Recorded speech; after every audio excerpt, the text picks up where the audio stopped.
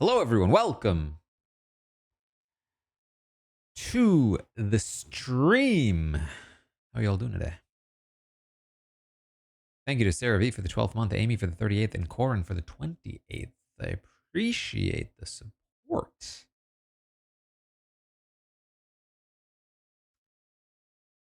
I am. Thank you, the 14th. We are here today for, yes, a fun little idea. This idea popped up during the plushie sales where I promised that we would do the stream, and here we are. Laura, thank you for the 46th, 44 in a row there. Thank you so much. The plan is to rank the Big Brother seasons by live feed experience only. That is the plan. Sal's, thank you for the 37th. Is he jet lag get Tom Scott for next season? Like for real, or are they trolling?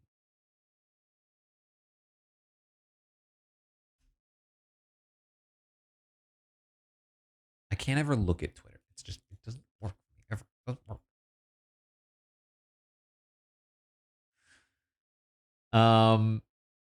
So I will tell you, my plan was to use a tier list. But they make you use images. And so I was like, okay, I'll use the little icon for each season. And then apparently starting in Big Brother 11, they stopped using the number in the icon. So it's impossible to tell which season it is. So that's not helpful. So I'm not sure what I'm going to do. Not sure what visual we're going to use yet. What do I think of the Golden Globes? Well, the reason I was a little late to this stream, a bit late to this stream, I said I was going to go on at 2 my time. But we recorded very long on Tastemakers. We went almost 2 hours. So that's why I'm a bit late. And in that, we went into detail about the Golden Globes. So if you want my takes on the Golden Globes, check out the Tastemakers this week. It's the video version will also have visuals. At least like we'll like have a visual of the thing we're talking about, which is I think very fun. Each season's cast photo could work. Yes, that could work. It will take me a while to get them all, though. Is the problem? They already got halfway there with icons. You know what? I could just start using cast photos, starting with the seasons where they don't have them proper anymore. It'll be a little bit of a mismatch, but we'll get there. Kansas, thank you for the 43rd.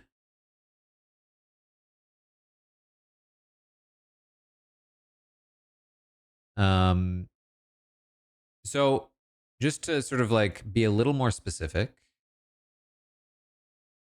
the premise of this tier list is going to be that we only look at the live feeds.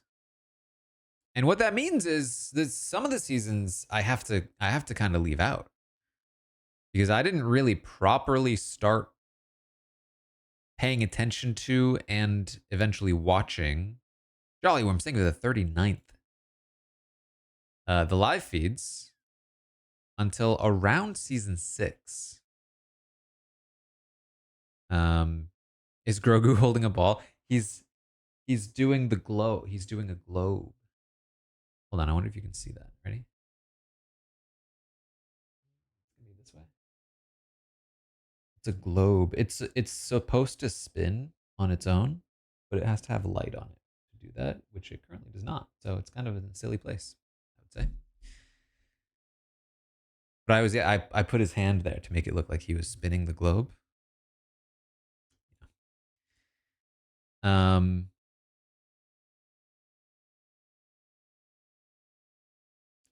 I used to think of the 62nd. I'm on season 15 now, so I'm making my way. Um, but yes, the seasons 1 through 5 are gonna have to be relatively unranked. I can give sort of a loose opinion on where I think they might be because I have gone through the live feed archives for those that are available. Season 3 is a little spotty. Season 2 is very spotty. Season 1 is basically non-existent, from what I can tell. But starting in season 4, it's pretty detailed. Um,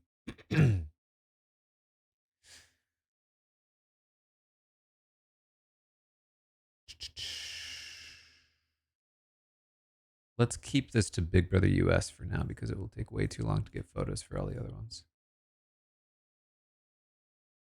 I do think this is interesting because well, I do think there are some obvious ones that will continue to stand out, um, as like, oh, this was a great season and the feeds were great. I do think that there are some seasons where it's kind of like, oh, the season as a whole, the episodes maybe weren't that great, but like it was fun watching the feeds. Oh my god.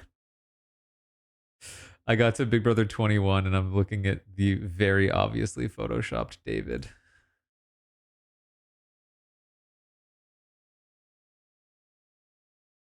Oh boy. I am almost there though. Oh no.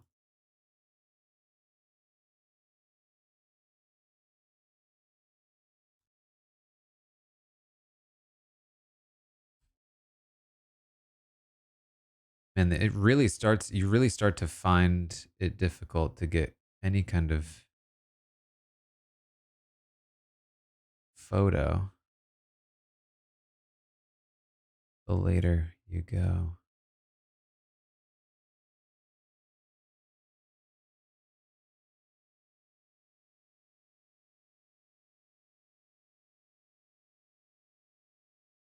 BB24.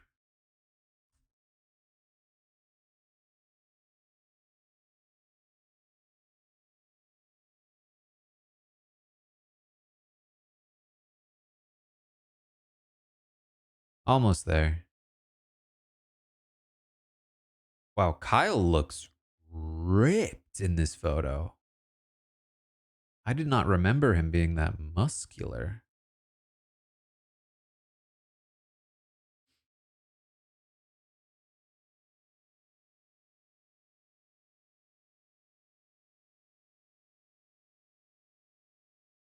All right, and BB26.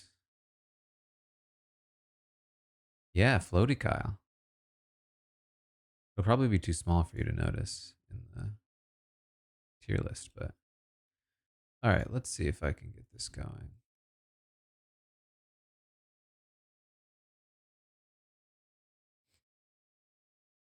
One, two, three, four, five, six, seven, 8, 9, 10, 11, 12, 13.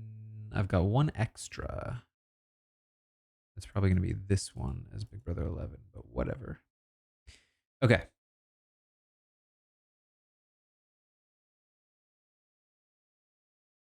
Let's try this.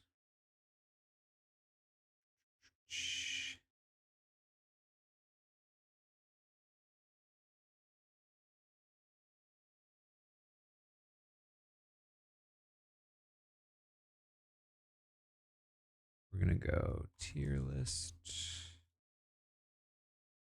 Oops, that's not what I meant to do.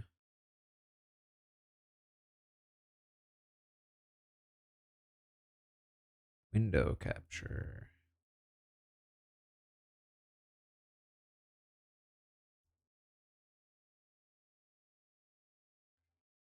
We can do other seasons, but getting the photos for them would just continue to take a long time. So we can just kind of like informally do them, I think is maybe the play. Woony, thank you for the 60-second Jenny, thank you for the 5th month in a row. Lindsay with 36. We bet on the winner before we do this. There's too many options. There might be something you can bet on. You know what we could do is we could also have a poll for each one, which might be fun. Or how would you do that actually? No, you just poll which tier it goes into. Okay. So let's make the tiers. We've got like the Pantheon, right? What are these colors? Can I change the colors? I feel like I can't even see that.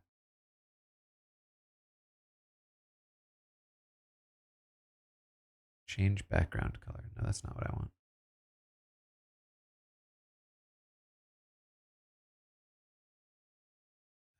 Here we go. How's that? Better. Green. I'm just going for legibility. I'm sorry if it's not like. Maybe somebody can give me better colors to use here, but I just want to be able to. That's the same. Just want to be able to read them. I need to find one more legible color. There we go. Got the Pantheon list. Or Pantheon level tier. We've got like top tier. We've got let's call it great. And then we'll go good, meh, terrible. I feel like I need one more. Can't I add one? Add row below. Except now I need another color. Oh, we can leave it there. Didn't watch. Although if you guys are ranking, then maybe we don't need doesn't watch. Maybe we can delete that one. Didn't watch. Okay. So, I'm also not on the screen anymore. I just noticed.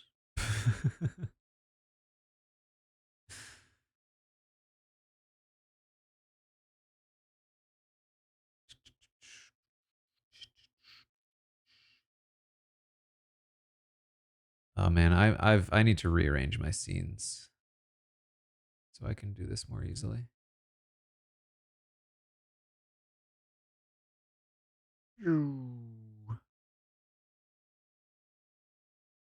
Okay. Let's see. We can start a poll. You can have 5 here. Yeah. So tier it. Pantheon. Great. Good. Meh. Oops. Unwatchable.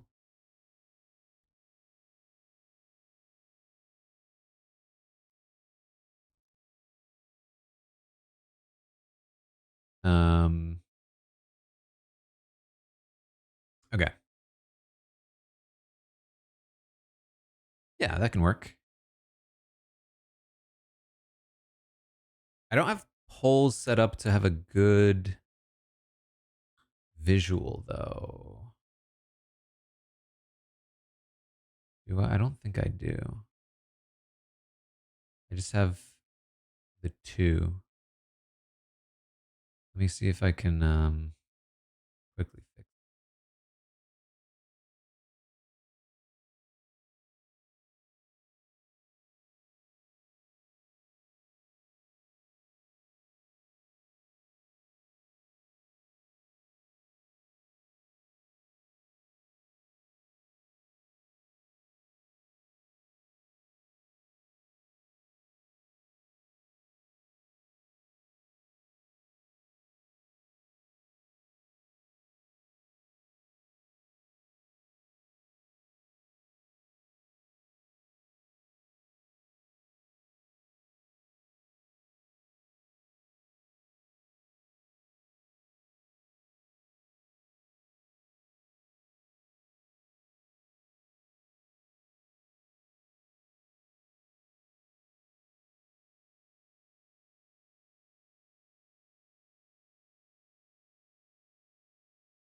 this work. It's gonna work. It's gonna work.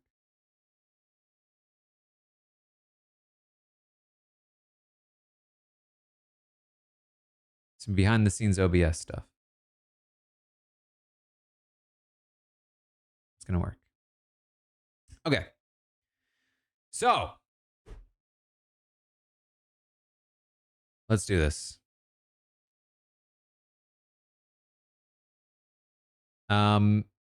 We can start, if we're gonna poll the audience, we can start with Big Brother 1. For me, I didn't watch the feeds in Big Brother 1. You'd make this one gray. Just that one. And then this one like that. So I can't judge Big Brother 1. But if you watched the feeds, and listen, I'm gonna be paying attention. How many of you actually watched the Big Brother 1 feeds? If you watched them, you can vote in this poll. Which tier should the Big Brother 1 live feeds be in?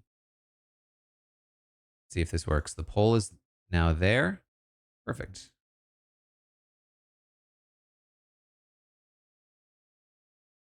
And we can do like that.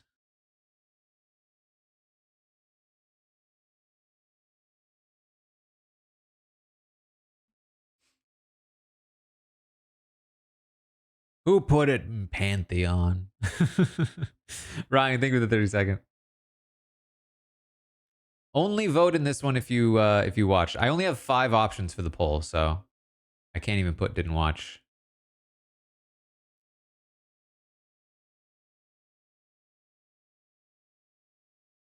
So far there are what, 10 votes total? No, 8 votes total. 9 votes.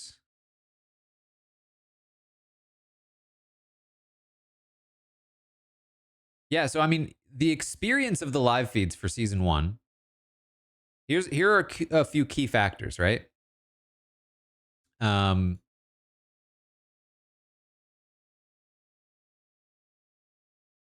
were free, so you didn't have to pay for them. However, you were on dial-up internet, and I can't imagine that they worked very well. I think I saw a lot of people talking about how it was very hard to make them work in the first place. But you also have to account for the fact that, like, hey, this was an entirely new concept to American audiences, at least. And revolutionary.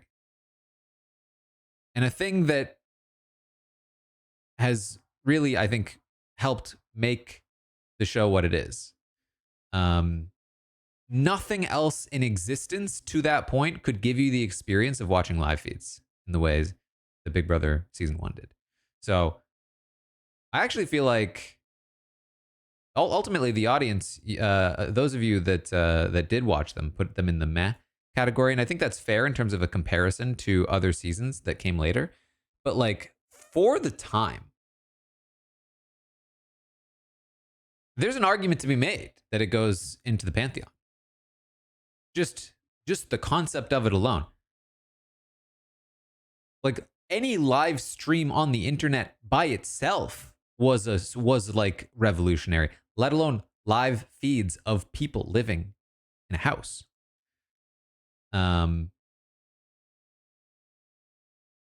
But if we're grading it in comparison to other seasons, then yeah, maybe it's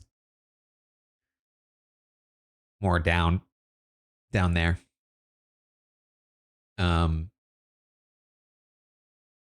Because here's the thing. For me, if I'm judging it myself, my own experience, I had the Big Brother 1 experience watching Big Brother 6, watching Big Brother 7. Like, that was my first time watching the feeds. And so it was revolutionary still at that time to me.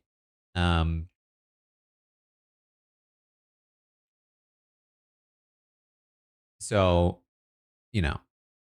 there's different ways you could judge. I think we can put it in the meh category. Maybe bump it one up to good and just kind of have it there. Like revolutionary for its time. Would you ever go back and watch them? No, definitely not.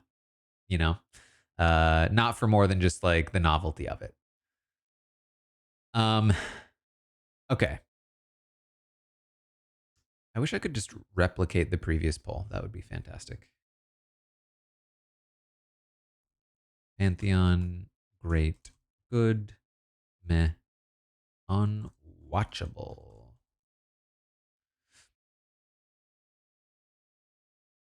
So, Big Brother 2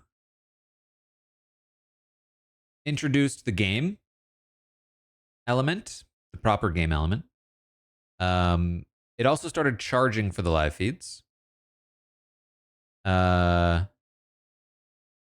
It has sort of, you could watch the development, the one of the developments. I'd call it the pre-development of strategy in Big Brother, including Dr. Will in his prime, amongst other things. It was still quite a novel experience. What do you think about Big Brother 2? If you were around to watch the Big Brother 2 live feeds, vote in this poll. If you were not, don't vote.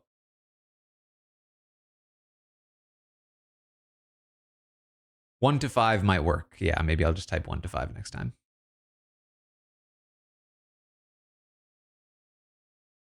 Big Brother 2 is a tough one. Like I said, coverage of Big Brother 2 was spotty for the time, and archives are not complete.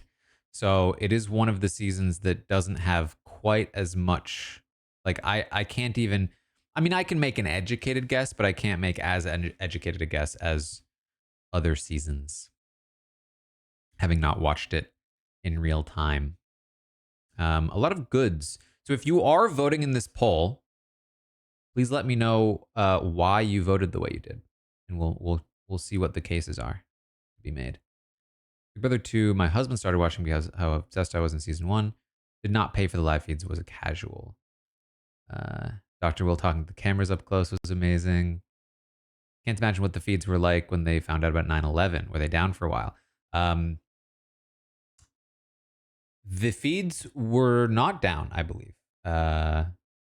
They might have gone down briefly and then come back up. The thing was, they didn't know about 9/11. They didn't know it happened. They just knew that no planes were flying anymore. They were like, something happened. The planes aren't flying anymore. And then eventually they were told. But what a wild experience to watch the only people in America to not know what had happened, the extent of it at least.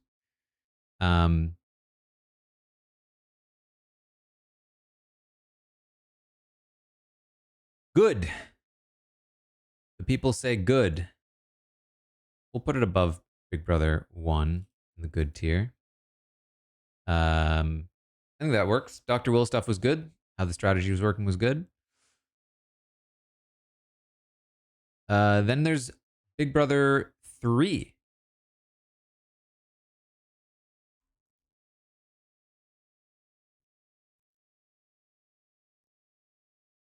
Honestly, I'm not sure it takes that much longer to type it out than just type numbers. Once again, if you were around to watch the Big Brother 3 live feeds, yeah, Monica had a cousin in the world in the Trade Center. If you're around to watch the Big Brother 3 live feeds, vote in the poll. If not, don't vote in the poll. Big Brother 3, the true sort of first season of strategy development, I would say, for the modern era, and sort of like, whereas Big Brother 1 was sort of like finding their footing for Big Brother strategy, Big Brother 3 was like figuring out what the actual meta of the game was. You had Danielle and Jason doing their Secret Alliance thing. You had Roddy. You had Amy and Marcellus. The coverage is still fairly spotty in terms of archives for Big Brother 3. The poll is up right now, by the way. But from what I have been able to look into and research, like, it definitely seems like it was a good time, I would say.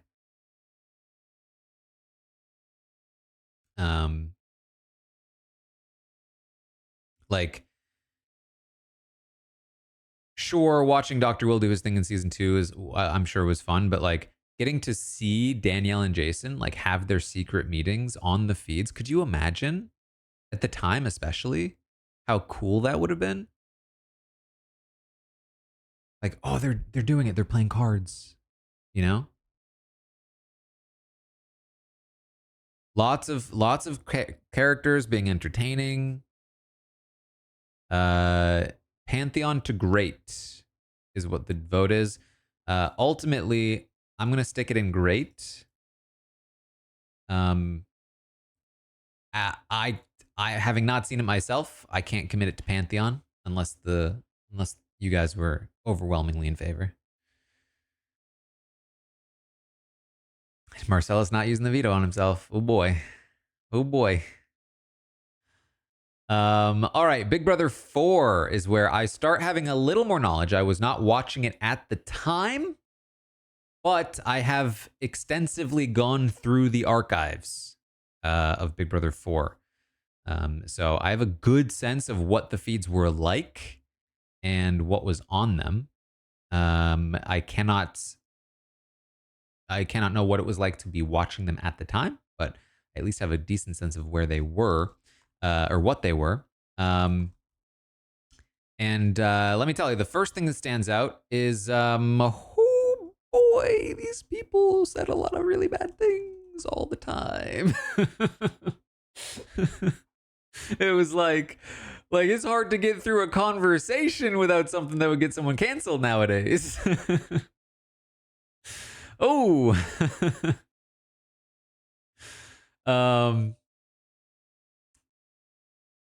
There was lots of relationship drama with the exes. And there was a lot of strategy, a lot of people playing hard for sure. Interesting stuff happening with June and Allison. So I'm curious. Let me know if you watched Big Brother 4 live feeds. What you think? What's here? The poll is live. This is, of course, the true beginning of floating as a strategy. Coming from June and Allison. So it's got that going for it. The first true split house, I would say, for Big Brother. One of not many, because it's hard to maintain a split house. One of my theories for Big Brother 4, why it had a split house that lasted, was that the X's were one side of the house, the original 8, the elite 8, were the other side of the house. Typically, in a split house, the split dissolves pretty quickly because one side has a majority and starts winning comps and starts just obliterating the other side. And the other side loses its identity. But in Big Brother 4, the X's had a built-in identity. They came in as a group. And I think that bonded them and prevented them from breaking up in the face of a big majority. And I think that helped create the split house. And I think that's what Big Brother has tried to replicate in future seasons with team twists. But the way that power is accumulated and consolidated in future seasons has contributed toward it being difficult to maintain a split. So ultimately, you guys are going to put this one in the good category. I'm going to put it at the bottom of good based on my reading of what I was able to see. Big Brother 5, the final season, I have no personal experience with, though I have gone through the archives. This is, of course, the wild. There are a couple of really fun things about Big Brother 5, I will say, for the live feeds. One is that you got the twin twist live, right? I know that people watching were like, oh man, did they switch? Is this Natalie? Is this Adria? That must have been very fun. You also had the Cowboy and Nokomis thing, but Quite honestly, I think that was more fun on the episodes than it was on the feeds. I think it was mostly just kind of uncomfortable on the feeds for a lot of reasons. But you had Jace and Diane and Drew. I would say overall, my reading of the archives, it was a little less interesting than Big Brother 4 in terms of like strategic things happening. But it had the benefit of the twin twist and slightly less slurs being slung around. So it had that going for it. If you were watching Big Brother 5, the poll is up. What do you think? What tier would you put it in? Nicole is dyeing her hair every week. Yeah.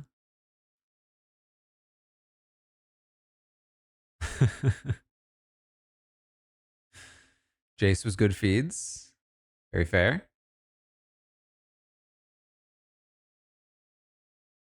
Backdoor was created. Yeah.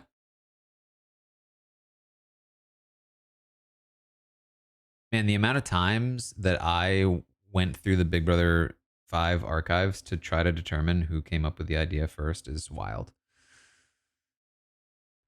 Pretty solidly in the good category. We're starting to see a little bit more people who were around at the time.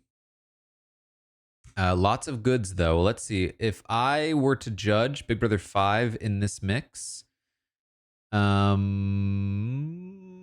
I think if I watched Big Brother 4, it would have been especially difficult with all the things people are saying. I'll put Big Brother 5 slightly ahead.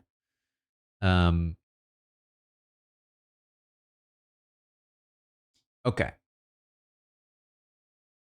That's it. That's the season. Those are the seasons I did not experience.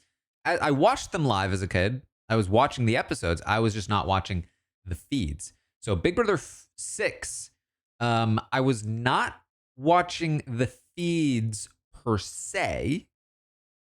If I actually, it's I'm so I definitely checked out Jokers starting in season 6. I don't remember exactly because you start to like fake memories. You know what I mean? Like, did I watch them or was I just reading about them? I can't even remember now. But it was definitely either 6 or 7 that I actually started watching. And I had to figure out how to do that as a child. But Simmer, thank you for the 6th.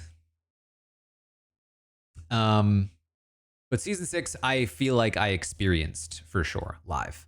And oh man, I mean, it was my first experience, so it's there's bias there. But it was phenomenal. These people were doing things all the time, and all you had to do was just check the website, and there'd be updates on what they were doing. And it was just like, what? How is Kaser going to be okay? Is Kaser going to be okay? What are they saying about Kaser now? And when he had that HOH, whoo boy. And then when he was evicted, Now the caveat to season 6 for me is that I dropped out after Kaser left the second time. I was not checking nearly as much. So it was sort of a brief dally into live feeds for sure. Pressure Cooker was on live feeds. See, in my memory, I watched that on the live feeds, but I don't think I did. I think I stayed up and then I fell asleep and then I woke up and it was still going. I think that's what happened.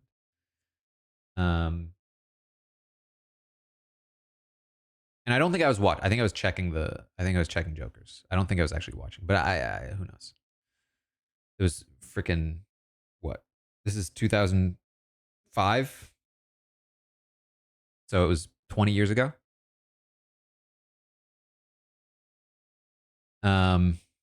And I was like 13.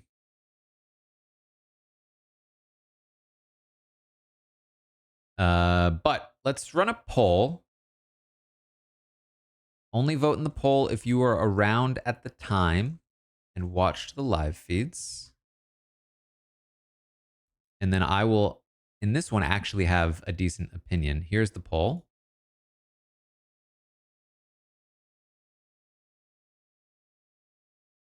I think the bits that I watched and my experience, this being my first real experience for live feeds, it's easily Pantheon. But I do have to account for the fact that like the whole second half of the season was like, like, is that gonna work for me? I don't know.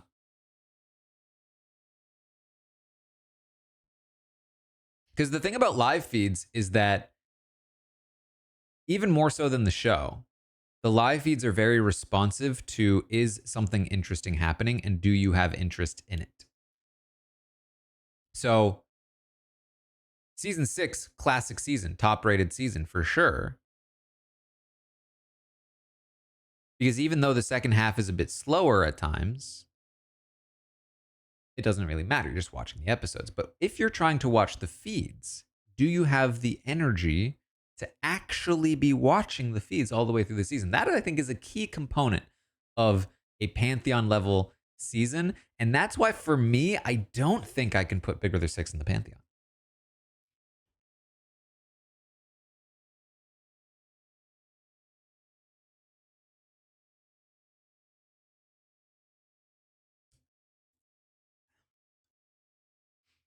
However, it was my first experience and I had a very good time with it. So I keep going back and forth. Ultimately, you guys are pretty firmly in the Pantheon. Yeah, let me move the poll somewhere. Let me put it like here. I think we can put it there. I think we can plop it in the Pantheon. First Pantheon season. But I think pretty quickly we're gonna start adding more to that though. Then we head into season 7. And this was like the first real full season of definitely watching the live feeds for me. Like pretty much all the way through. Kaser was there, and listen, I started watching it because of Kaser. And I was a Dr. Will fan, but you have to understand, like Dr. Will inspired me as a child. I was 9 when I saw Dr. Will for the first time. I was a huge Dr. Will fan. By the time I was 14, watching Big Brother All Stars, like, you know, I was like, who's Dr. Will? 5 years when you're 14 it feels like your entire life. I did not. Dr. Will was old news. Kaser was my guy. And I remembered who Dr. Will was, and I remembered that I liked him vaguely, but like, I was like, screw, it's Kaser.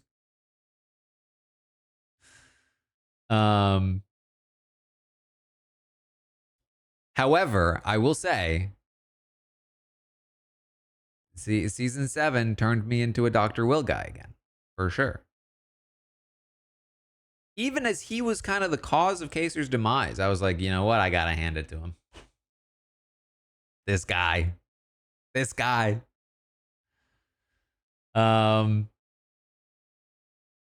So here's the poll. If you watched Big Brother 7 All Stars live feeds, what do you think? For me, this is an easy Pantheon.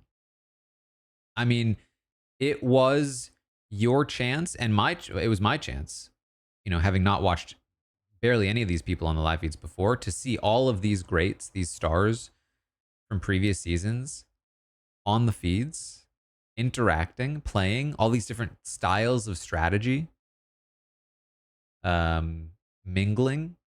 You had Dr. Will doing his thing. You had Janelle. You had Danielle Reyes, Kaser there. Like, I think Big Brother 7 makes a case to be the best feed season of all time. For what it's worth, also you had like a little bit of drama. Like you had some like behind the scenes kind of like oh, these people are talking about each other and relationships from outside the show that they have. Like, you know what I mean? Like there's a lot more sort of, it felt very raw. And maybe that was just like at the time it was very fresh and new to me, but like it felt like I was learning a lot of things that like, you know, I was seeing behind the curtain, you know? So yeah, for me, All Stars, top of the pantheon right now. It looks like you guys agree. Maybe not as overwhelmingly in favor of Pantheon as season 6 was, but we're continuing to pick up a couple of people here. We've got what, 17 votes now. I'm curious to see how many votes we start getting once we get into like the teens and the 20s. Yeah, I mean, All Stars, I think easily there. The other thing too is that like Dr. Will was such a consummate like performer, and so he's always just doing things to entertain. And he was doing for the show mostly, but like, you know what, I say that, but he also like just lounged around a lot. But it felt like he would often do things, but then he would just like lounge around and complain a bunch. All right. Next up, BB-8. Very interesting season for a lot of reasons. I paid close attention to this one. I was a big Eric Stein fan. And I was pretty anti Evil Dick.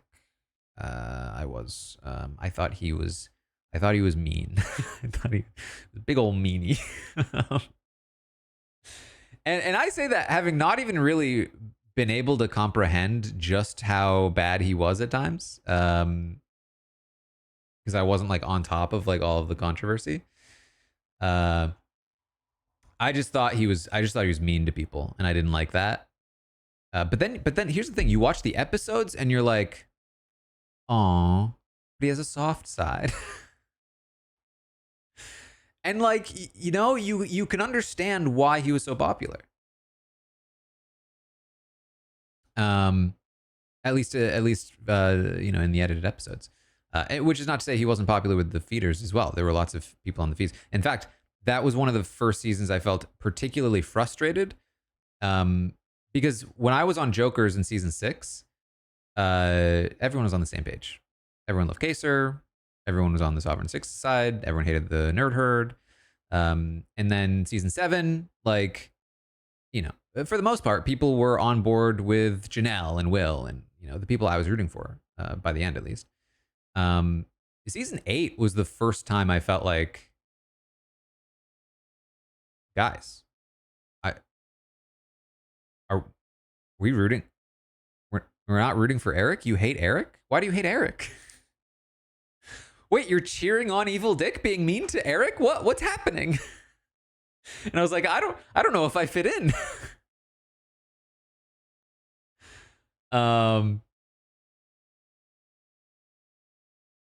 And you know, I say that, I'm sure it was much more varied than that. I know that like it wasn't uniformly in favor of Evil Dick, and I wasn't uniformly against Eric Stein. But as a kid, it felt like wow, like these people have a completely different perspective than I do, and that was weird, you know. It was weird to feel like I was so alone in my own thoughts and opinions at the time, when I was used to feeling like everyone had agreed before. So that was interesting. But then, yeah, you had a lot of the Evil Dick stuff. Now, again, this is not stuff that I think I really caught like the worst of at the time. And I say this, and I will continue to say this until, you know, later seasons, that like, at least where I was going, like places like Jokers, you know, the concept of like here's all the bad things this person has said, it either wasn't super prominent or it was just something that like I didn't catch a lot of the time. there was a huge Amber controversy on top of the Evil Dick controversies that just like I just completely went over my head. Like I was watching, I was reading about feeds, but I was either so focused on the game stuff that I just completely ignored the other stuff, or it just wasn't as big of a deal for the places I was going. But like, there were it was not like the big thing that you knew about for sure. At least from the perspective that I had at the time as a child. But definitely a lot of controversy. So if you were around for Big Brother 8, what do you think? Pantheon, great, good, meh, watchable. You know, controversies aside, watching Eric was really fun because he had his America's player tasks.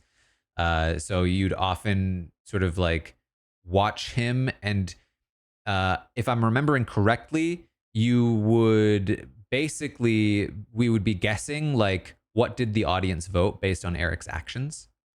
And it was usually pretty easy to tell. Like, oh, the audience must have really wanted, Amber on the block, or whatever. And then he occasionally had his little tasks that he would do, and you'd sort of try to figure out like when he was doing them, and so that was very fun. Not to mention the fact that like his just overall gameplay was really interesting. So some benefit there. Looks like it's being placed in the good tier. I think for me, it's still fresh and novel enough to me as a child, with the positives that it had, that, ugh, good tier, great tier.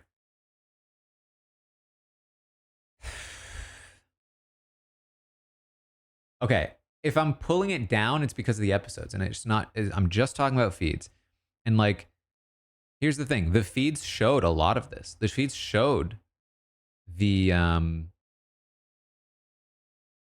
all the controversial stuff. The episodes didn't, but the feeds did, and that was impressive, and remains impressive. So honestly, I would put this up in the good tier, or the great tier for me. I'm gonna bump it up from the audience vote here.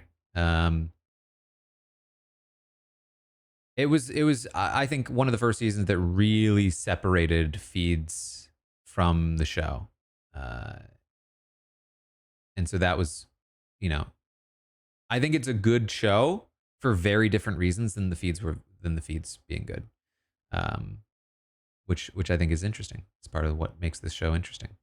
All right, Big Brother 9. Big Brother 9. I will say I did not watch a lot of Big Brother 9 on the feeds. This was this is the winter season.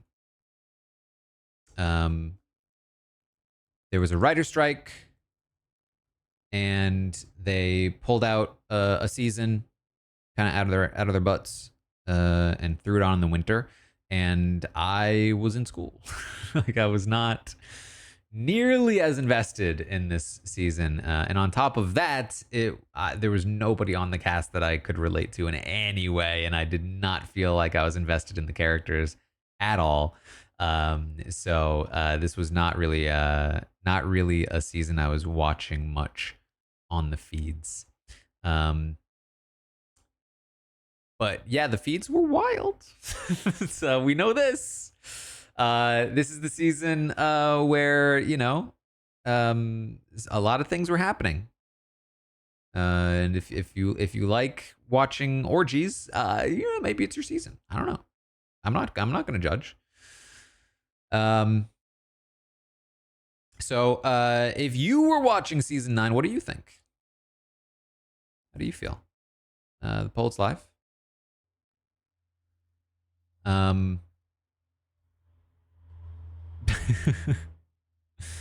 Yeah, you had like the medical incidents. You had more controversy, more people getting fired. You had lots of nudity and such. let's see. You did have some gameplay. You had a dude who snuck in pills, but I don't think the feeds caught that.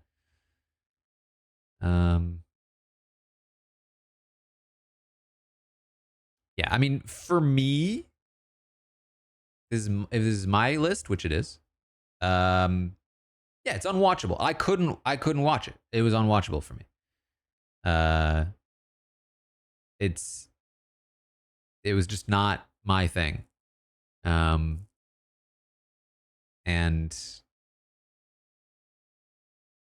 was a season of the show that nearly made me stop watching the show entirely. Um, like Big Brother 8, yes, was a great season to watch the feeds for, but the overall experience of that season left me with a bad taste in my mouth, and then that being followed up by season 9 made me feel like I'm think I'm gonna drop this show. But then that brings us to Big Brother 10.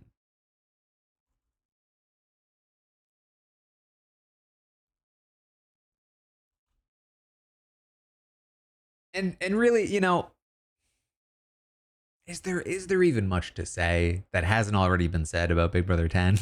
Like it just it just doesn't miss. There's something for everyone. Um you had the first week, you know, with Jerry and Brian, you had Dan's rise to power, you had nomination roulette, you had Jesse and Michelle and Ollie and April and Jerry and Libra and Keisha. I mean, just like, why? Whoa, my God! It just there's just no, like, every segment of the season is interesting and entertaining, both strategically and dramatically. Rennie on the feeds was fantastic. Like, there's just, it never slowed down. There was never a dull week. It was always interesting. It was just, for me, the poll is live. Sarah, thank you for the 7th. For me, it's an easy pantheon, and quite frankly, it's hard to imagine a better season. I think All Stars is one of the only ones that comes close. Only a season 10 could save us from season 9. Yeah, exactly.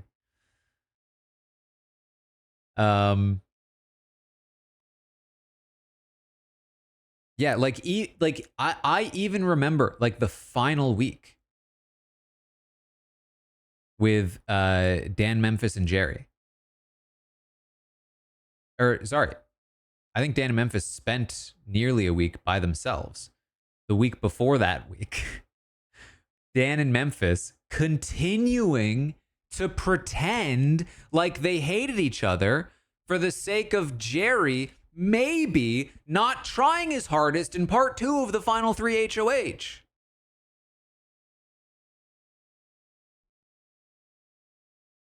And then they finally beat him and they just chilled. They just chilled. They were just like, we did it. And they were like, what's our plans after? Yeah. Man, it's the last season that they do this. Which is really unfortunate, but like that end game where it's just like they just got to chill afterwards. I guess that's sort of what the game has become nowadays. The final 3, they're just like hanging out all the time.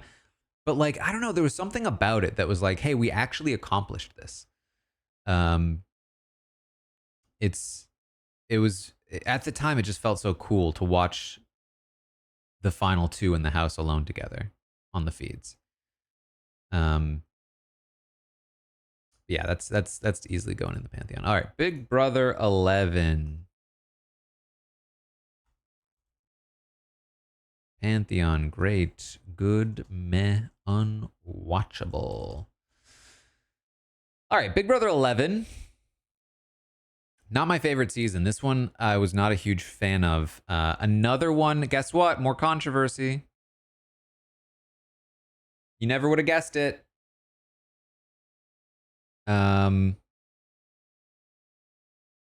More slurs. More things being hidden from the edit. Lots of homophobia.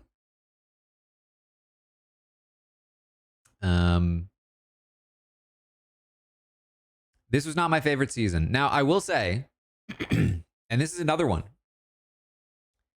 I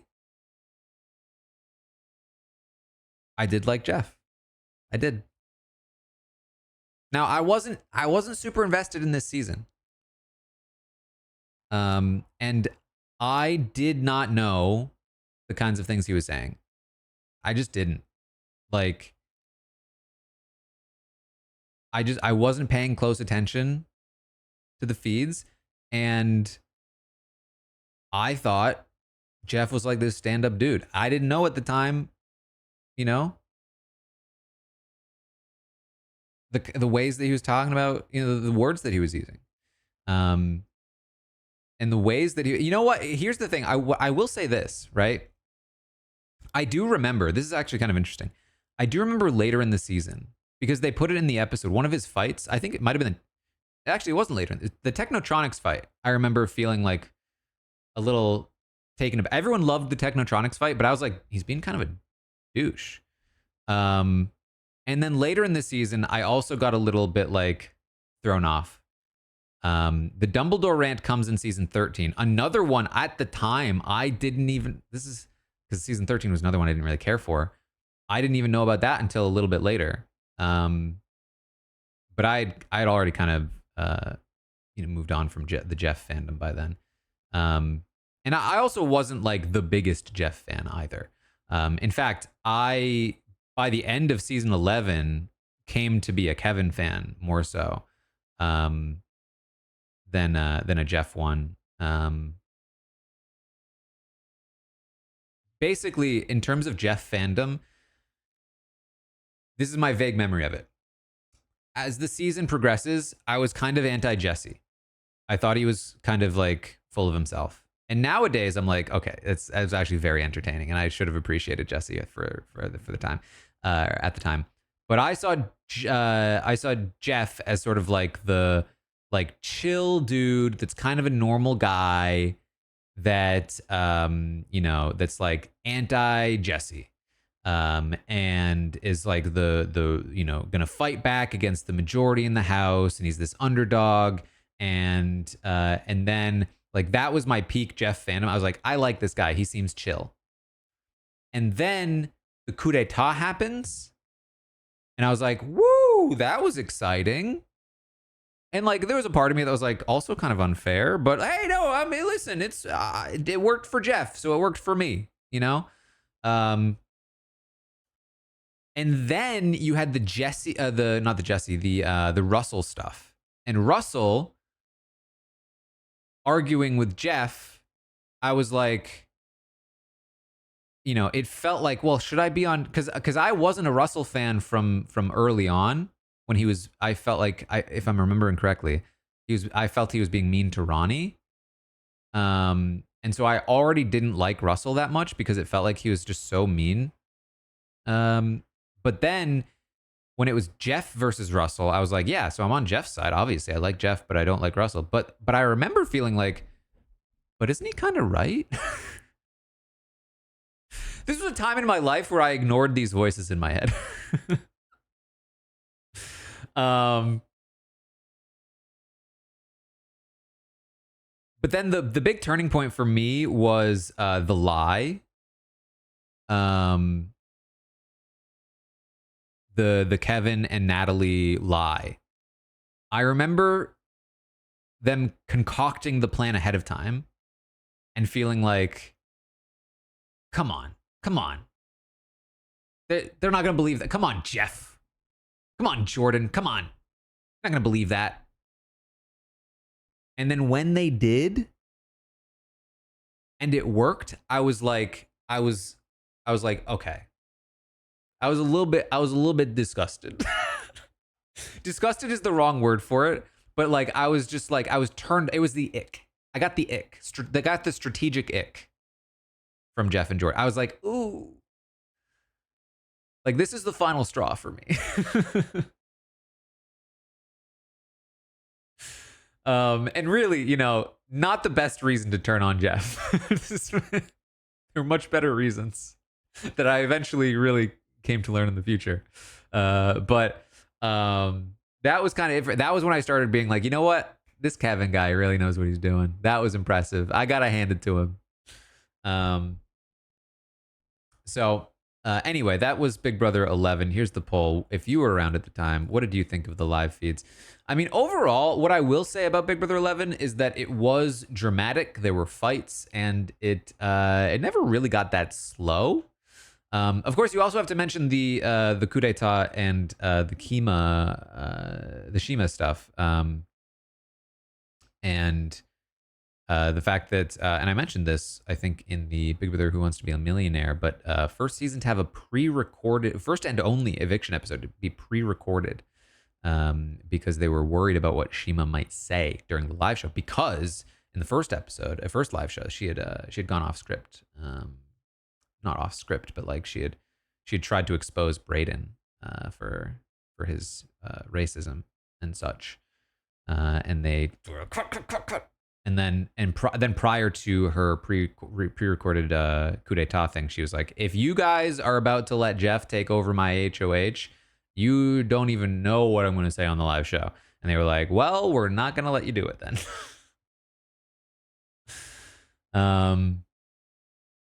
All right, it's being placed in the good tier. And so that's going to be this one. Yeah, that's going to be this one. Let's place it there. Bottom of good tier. I think that's fine. What I will say, again, for this season, we saw a lot of this controversy. And for those reasons alone, I'm not going to put it unwatchable or meh, because like, even though there was a lot of controversy and it was hidden in the episodes, the feeds showed it. They didn't hide it on the feeds. So that was good. I like that. All right. Big Brother 12.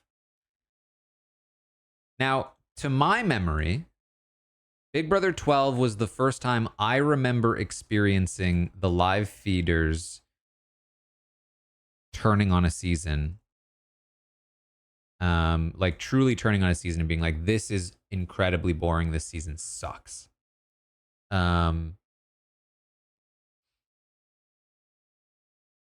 Which is interesting because I think that it's remembered as being more entertaining than it was perceived to be at the time. I liked it. I thought it was interesting because of the brigade. I mean, I don't know if I've mentioned this yet, but like, I wasn't really that interested in the drama. That's why Big Brother 9 was unwatchable for me. And I didn't like the drama aspects of Big Brother 11. So like all the fights and stuff, I wasn't into. I didn't love at the time what Rachel Riley brought to the show.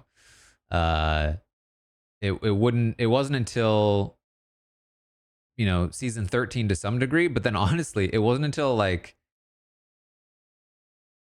years later that I sort of had a more holistic understanding of the show, and came to appreciate what she brought as a character, and came to like really appreciate her as a person as well, having met her. But at the time, I was like, she's bringing so much drama, and I just want the strategy.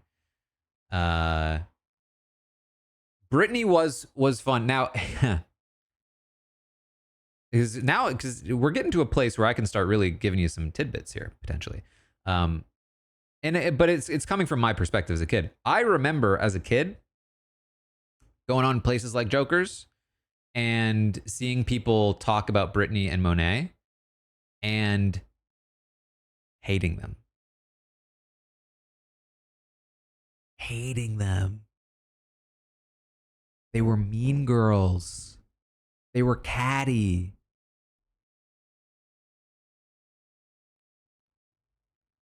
They thought they hated them. It wasn't until after Monet left and Brittany started like making fun of Brendan and Rachel, I think, that people started to like, wait a minute, she's pretty funny. But before that, it's funny because in my memory, it's like that version of Britney is like a different, like, because everyone loves Britney now. I love Britney. But like that was my first impression of her, was that people hated her. Shay, thank you for the 60th month, 54 in a row. And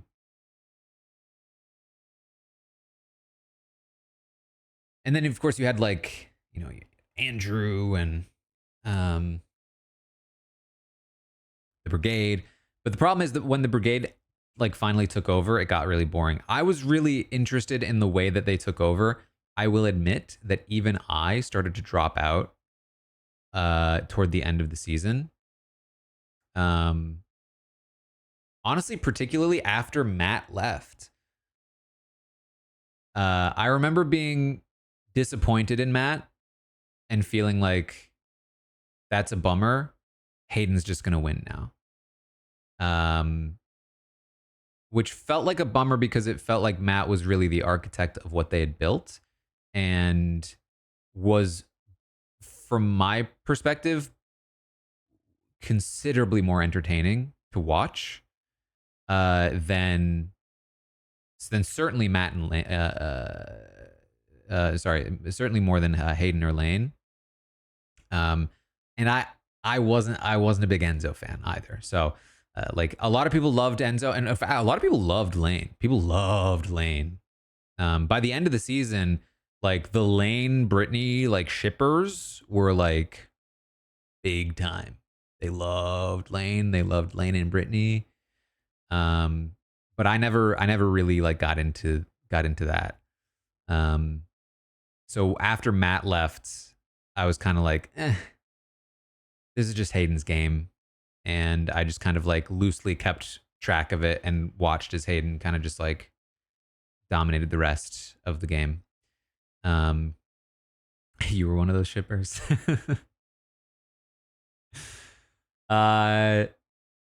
So it's a strange season for feeds because it's the first season that you have a real proper steamroll. The game has been broken. And at the time, people really were down on it. And I was a season 12 defender at the time, but I was a little bit hypocritical because I was defending the season at the same time that I was a little bit checked out. So if you were around, what do you think? Polls live. But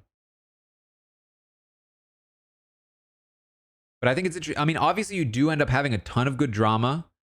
The characters are fantastic. The strategy is being innovated on in a really, I think, interesting way. But it's also the summer camp season. They had pool tournaments like endlessly.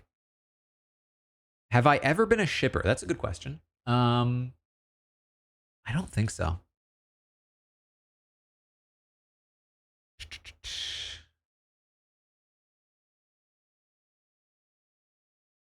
I'm trying to think like who would I have been a shipper of? But I don't think so. Because like there were like Case or Janelle shippers, but I was never in on that. Caser and the veto.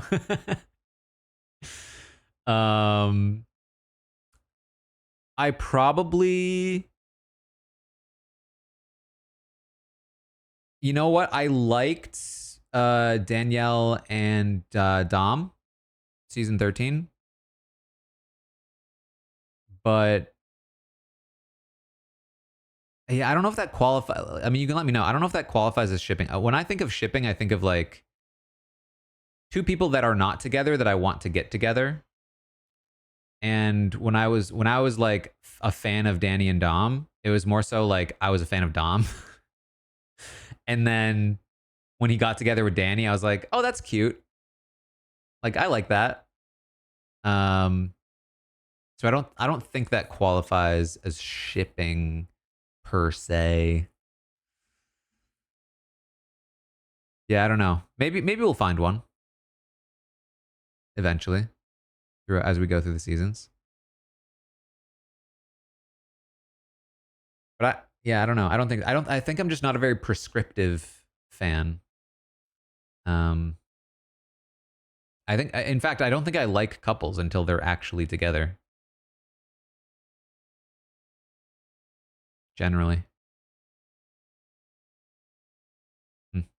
Okay, good or meh from the audience. Let's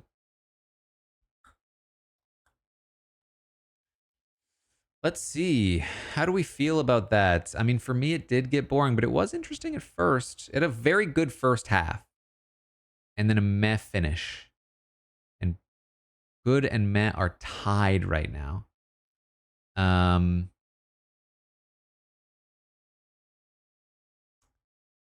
I think they're so small. No, that looks like 14. Oh no, I'm never gonna find it now.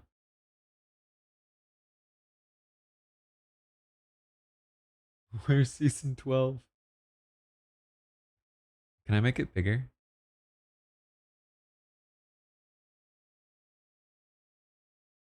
That's maybe a little helpful.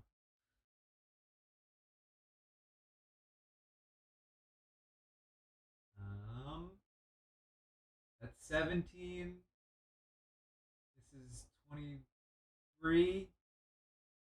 This is 20, 18, 25. What's this one? That's 26,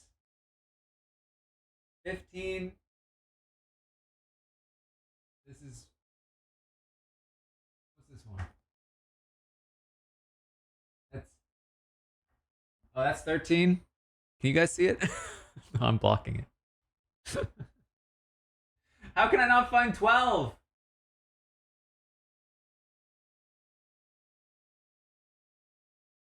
Maybe I missed 12. Maybe I didn't get it.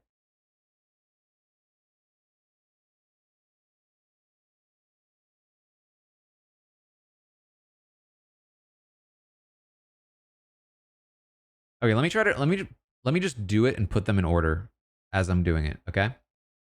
So we've got 13. We've got this is 15. This is, oh, here it is. This is 12. Oh, thank God. All right, good or meh? I think it can hang on to good. I think it can. Um, let's reorder them though while we're at this. Um, so this is 13. We're gonna go to 14, and then 15 and 16, 17.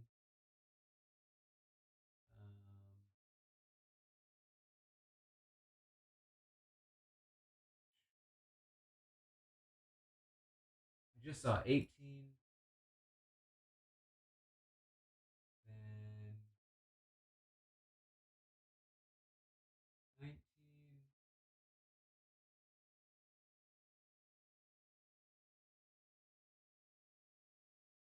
20,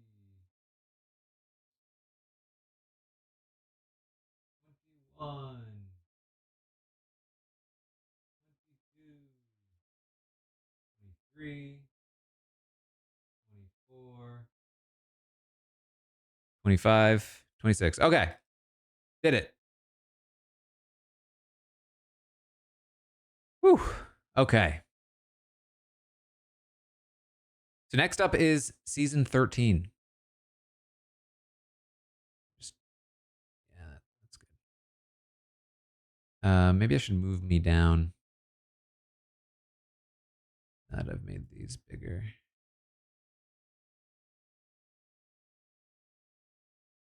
Season 13 was another one I did not care for all that much. Um,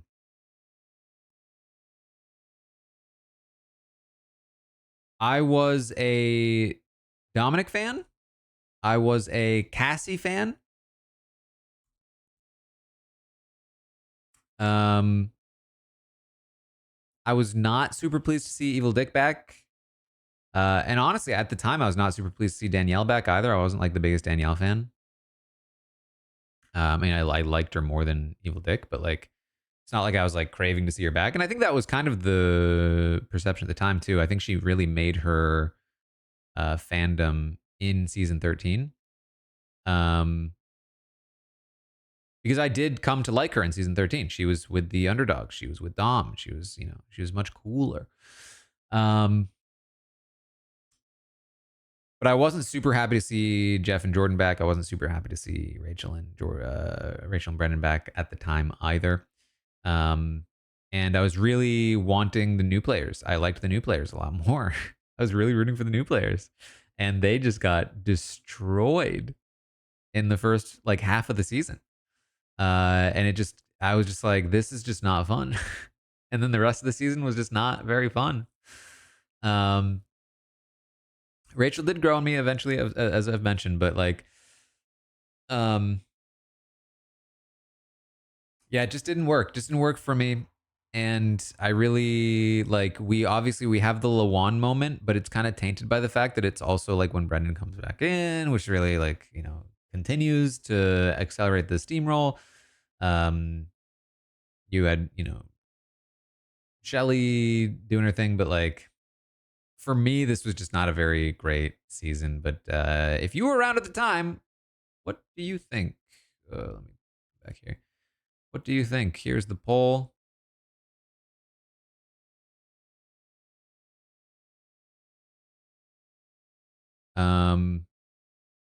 Now again, I didn't know about like I wasn't made a because again, this was a season I was kind of tapped out of.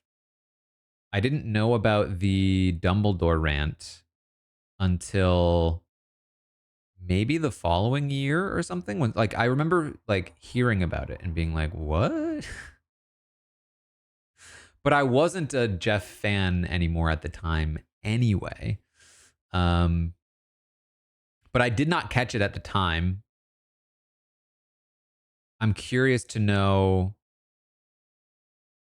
how big a deal it was at the time, because like, again, I wasn't super tapped in, and I only went to like a few places, and I was never, I think this is important to note too, I was never active in the forums. I don't think I've ever said a word in the forums.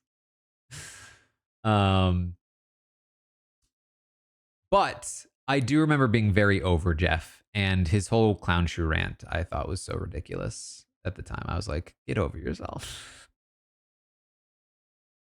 I didn't even have a great reason to turn on him, but I did. Like from my knowledge, at least at the time, I felt like I didn't have a lot of. I was just like, well, and you know what? I will say this too. I feel like I was a little wrong to judge Jeff for that. Let the guy be mad that he lost on clown shoe. I get it. I'd be upset. But I think at the time I was just like, yeah, see, this guy and his temper. Season 13, yeah, I think this is a pretty meh season. It has a couple of moments, but it was a tough one. It was a tough one for me for sure. And honestly, again, led to a situation where I was starting to feel like, is this show for me? Is this really what I'm interested in? And then Dan came back again. Yeah. All right, so we got to season 14. Another savior season for me.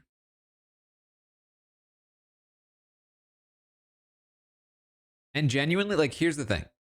What I'm doing right now, where I'm sitting, my entire life and career I'm telling you, does not happen without the combination of season 10 and 14. It just doesn't.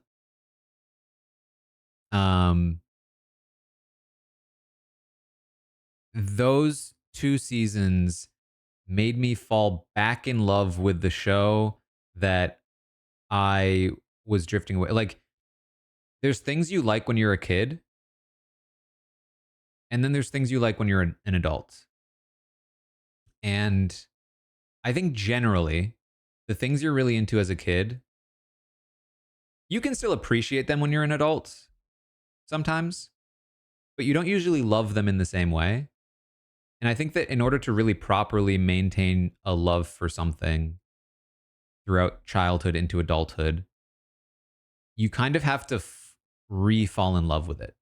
You kind of have to like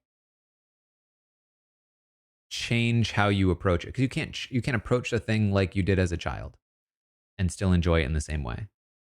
And for me, season 14 especially was the season that did that. By this time, I am what? This was season 14 would have been 2012. Um, is that right? Season 14 is 2012. I'm pretty sure that's right, but it feels wild. So I was 20. I was 20 when I watched season. That's wild. I was 20. I was 20? Wow. It feels like I was younger. That's wild. I was 20 when season 14 aired, and it was the first season as an adult, enough of an adult, that I watched that made me go, oh, I actually do really like this as an adult and not just as like a childhood fascination. And not just as a like, oh, I like certain people. It also changed the way I watched the show. Because, you know, I loved Kaser. I liked Eric. You know, like there like I would like follow different people. I was a huge like going back even further, like I loved Will, I loved Danielle. You know, did I love anyone on season 4? I don't remember. I liked Jack on season 4. Um I on season 5, like, you know, you'd find your favorite and be like, "Oh, like this is the person I like as a child." And that's kind of how I watched the show for a while. Um and season 14 was the first time I really like, and I was always in it for the strategy. Like I watched for people, yes, but I also was like I watched for those people doing the strategy. Um and that's why, you know, I wasn't into the drama or anything, but I was into like watching them play the game. But season 14 was the first season where I felt like the game is actually the star of this show.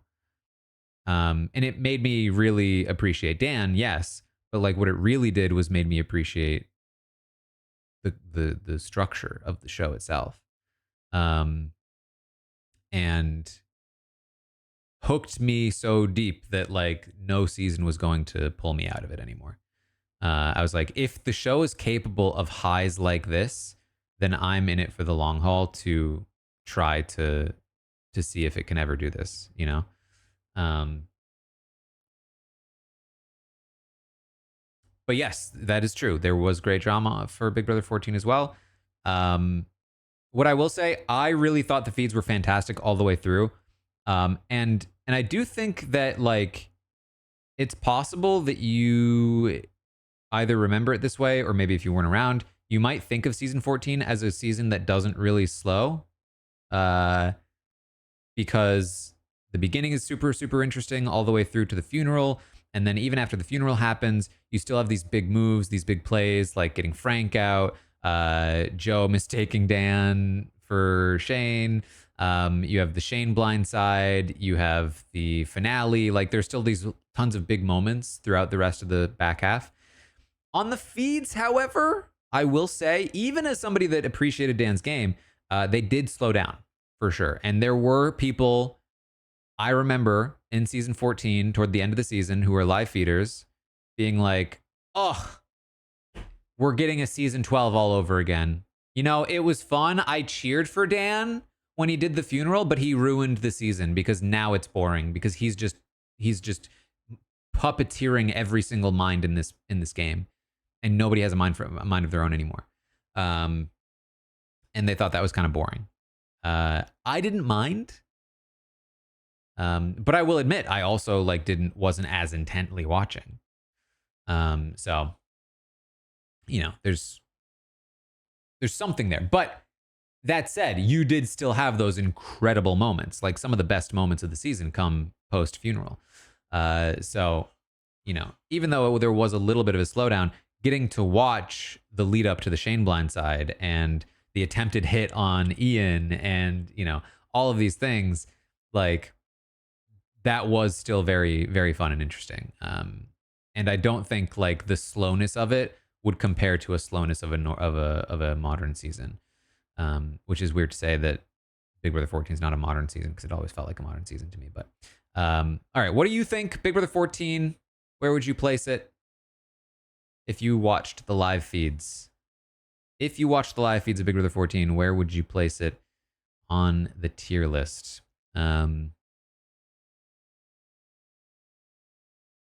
Pantheon and Great seem to be top choices for the audience. I already know where I'm placing it, so this is more so just to see where you guys stand, quite frankly.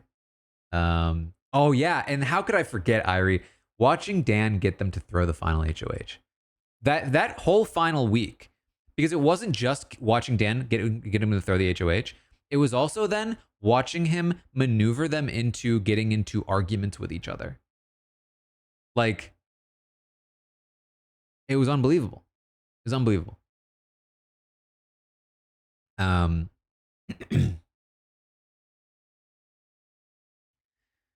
This is a close one for people. Looks like a tie between Pantheon and Great for the audience. I will say, for me, this is an easy Pantheon. And for me personally, I think there's a good argument to place it below All Stars. But for me, the experience of watching, you know, honestly competes with season 10. In fact, hold on. I think, for the record, I think season 10 is the better season for so many reasons. But like being there for the funeral,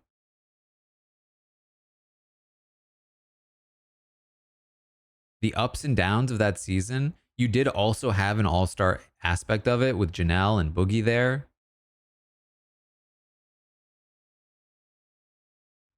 And also, like, for what it's worth, I was older and more mature and more capable of like understanding some of the nuance of what was happening as it was happening.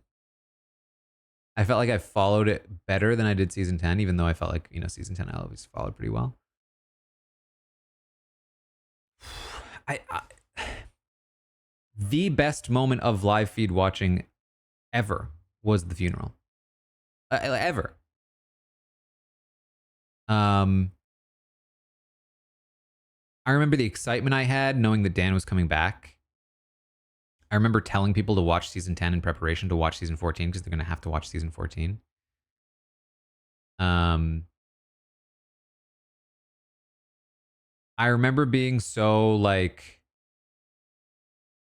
bummed. Like, what an awful result that Frank gets saved by the coaches entering the game and then is like nearly unevictable to the point where now like he survives his week against Boogie and now he won HOH. Like when he won that when the feeds came back from him winning that HOH, I was like, oh my God. And then that whole week was just like, he's done for. And I remember like watching and trying to be like, can he pull something? Can he pull something here? It just wasn't happening. And when he was in solitary, I started to be like, okay, you know what? I can't pay attention. Like I just, this is such a bummer, you know? Like one of the downsides of the season is that, you know, it's pretty top heavy. And if Dan leaves this week, I felt like I've only got like Brittany and Ian. Like the only other two people I care about. And I really don't want to see Frank succeed. I really was not a Frank fan. Um, and also, and more important than that, like I said, like the strategy of it felt like, well, what strategy is left after this? Like, I mean, I was happy with what Brittany was doing, but like at the time, um, it didn't feel exciting. McGraw, I think, for the 60th, and I don't think this was fair. I think that if Dan leaves that week, I think that Brittany makes this a fun season. I really do. Um, but at the time, it just felt like, oh God, this sucks. And then I've told this story plenty of times, but like I remember being introduced to the funeral with going on Must Have Been Jokers and seeing people go, this isn't going to work. Whatever he's doing, this isn't going to work. It's not like anything's going to save him. And I remember thinking, wait, what isn't going to work? And then tuning in and he's like acting sick. And I'm like, what is he doing? What's happening? What do you mean? Is this a plan? Do people know what's happening? And I was like trying to figure out, like, what is he doing? Like, who knows the plan? And then the funeral happens, and you're just like mind blown. And then he goes upstairs, and you're just like in this like shocked state of mind. You don't know what to like. And this is what I think some people don't understand when people talk about the funeral being like unnecessary or like overly performative, whatever. Like one of the things I think that they don't account for is what it was like to be there and experience it in the moment, because it was so disorienting. Even as a viewer, even as somebody watching the feeds, not even there in person, it was just so disorienting. It was just like, what is happening? Like why? And how? And like what?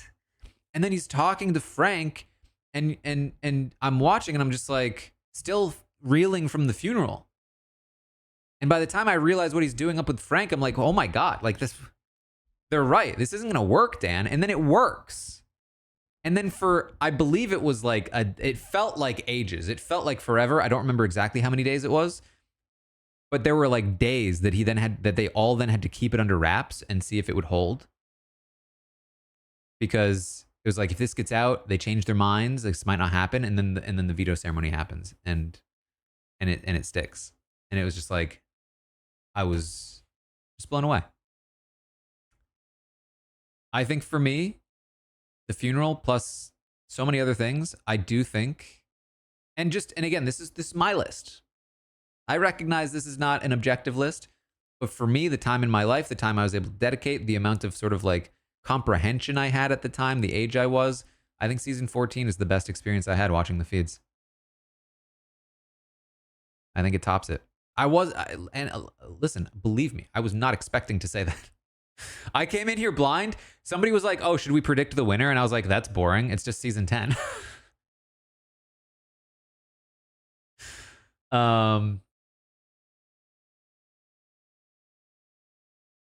Yeah. Okay.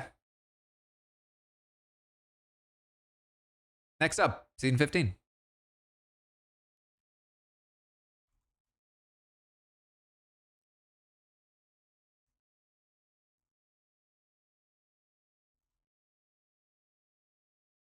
Season 15 is such a difficult one. Game wise, there's a lot to like about season 15. There's a lot of interesting things about season 15. season 15, really the true start of the big majority alliances taking advantage of twists. However, the twist didn't last long enough for it to do too much damage to the season in terms of intrigue. And on top of that, the star player of the season was very fluid.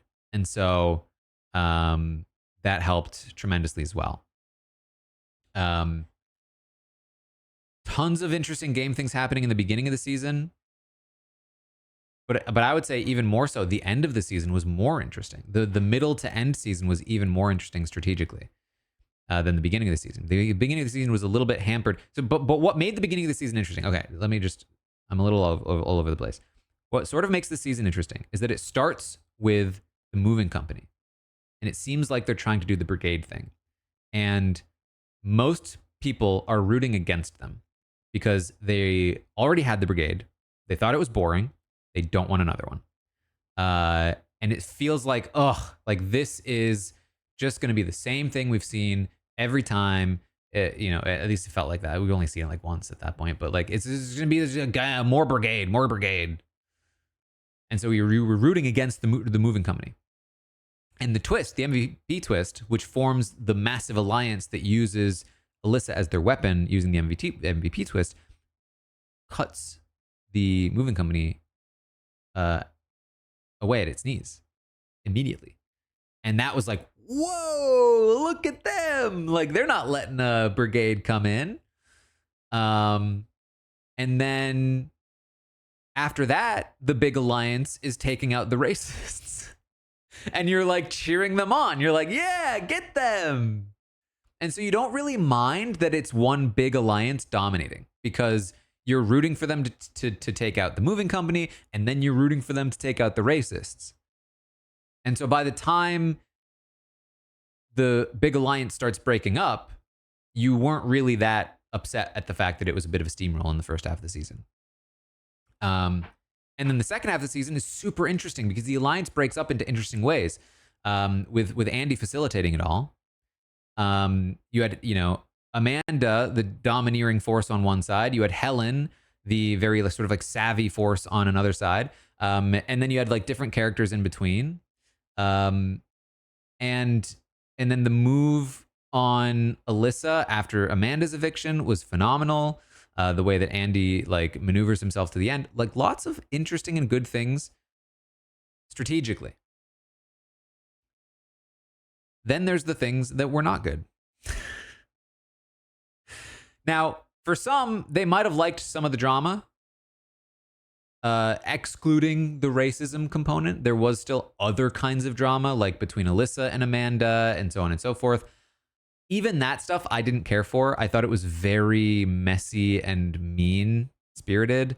It was not fun drama to me. And at the time, I still wasn't even into drama much at all. And then there was the really ugly stuff. And now, again, I want to make this clear. Like, Big Brother 15 wasn't exactly unique. I don't know if you've noticed that, like, over the course of this whole stream so far. Like, a lot of these seasons had a lot of controversy. The difference was primarily that people were paying more attention to it and calling it out in a forum that was more centralized, as social media started to consolidate into these big platforms. So it was being called out. The attention was being brought to it a lot more. And on top of that, there were some big particular moments. Not to say that there weren't moments in previous seasons that could have been like this, but like in particular, the bed flipping incident was like a big thing. And while there had been other moments in previous seasons, I don't think there was a moment that was so easily, I don't even want to say digestible, but something that like a general audience that didn't really understand racism could watch and understand, if that makes sense. Does that make sense? Because because it also didn't involve like the slurs as much, which the producers for a long time were very hesitant to air, and they still are. So it was like a kind of racism that didn't have to be like, oh, they said these words. It was like, look at what they're doing and how they're acting. Um, on top of the fact that, again, it was being called out, and so they were kind of forced to show it in a way that they hadn't really before.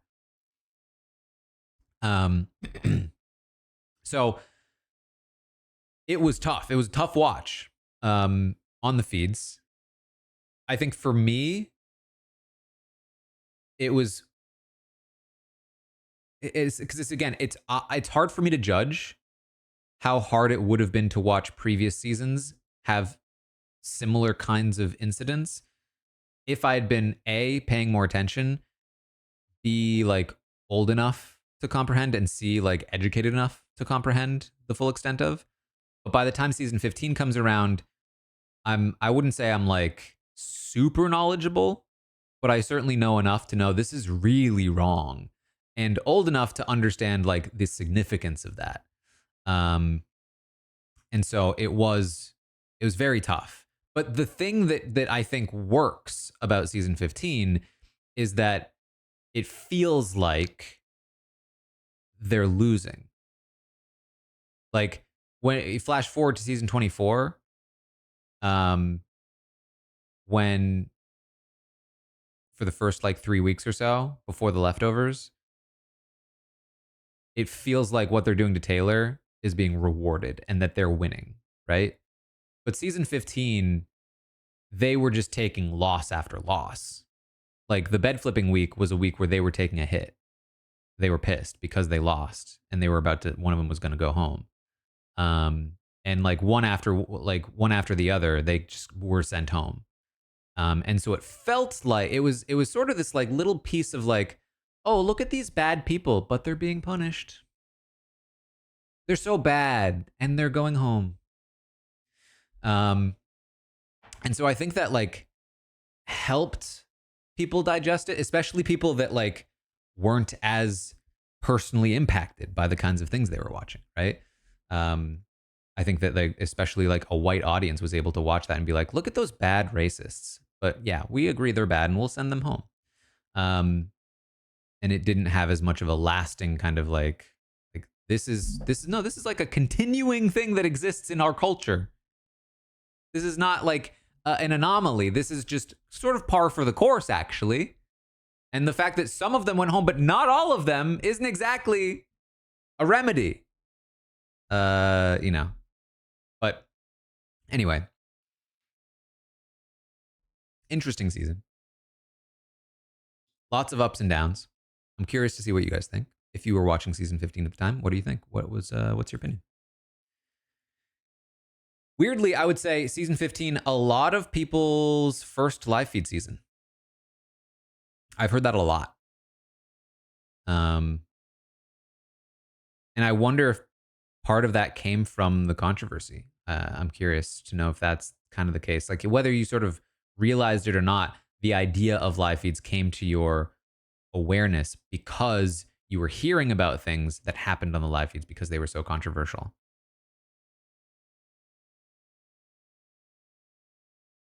Yeah, I'm already seeing people in the chat say, yeah, it was my first season. And yeah, we already got much more votes here. Looks like close to just over 30 votes. So we're like double where we were just a few seasons ago.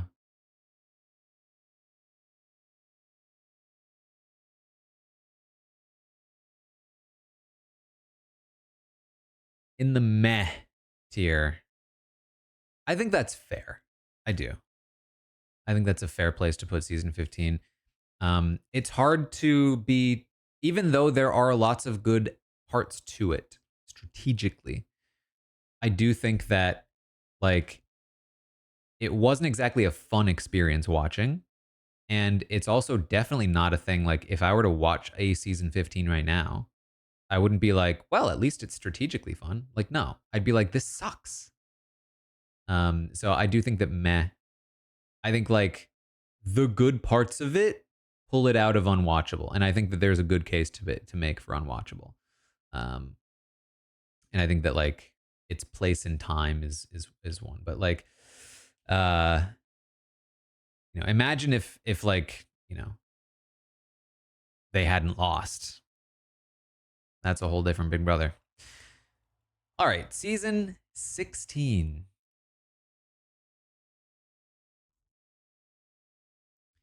This is another one I hear a lot of people say this is their first season. There are some season 16 defenders, amongst whom perhaps I am. I really enjoyed the season 16 experience at the time. And I watched all the way through. Like it wasn't even like a season 12 where I was like, I like it in concept, but I didn't actually watch all the way through like super diligently. I was like in the trenches all season for season 16. I was fascinated with how broken the game was. The ways that Derek just kind of like the whole, like nothing had ever been done before like that. Like the brigade came the closest, but it was not the same. This was a true evolution of the brigade formula. And it was a formula. Like this was also replicable. And you saw people do it, like try to. And some people have. And it was so strategically interesting to me. I was just so fascinated to see whether or not it would succeed or whether it would fail.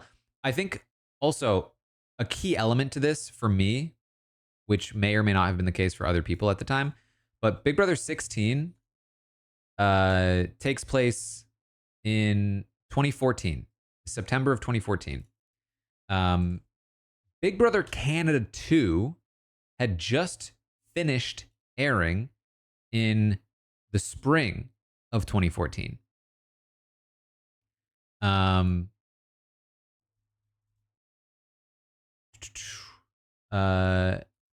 And Survivor, let me see.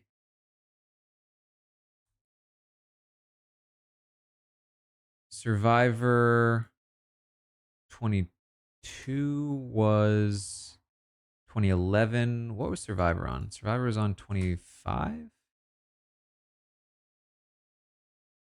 No, I'm way behind. Survivor 28? Survivor 28 takes place right after this. No, right before this. Okay.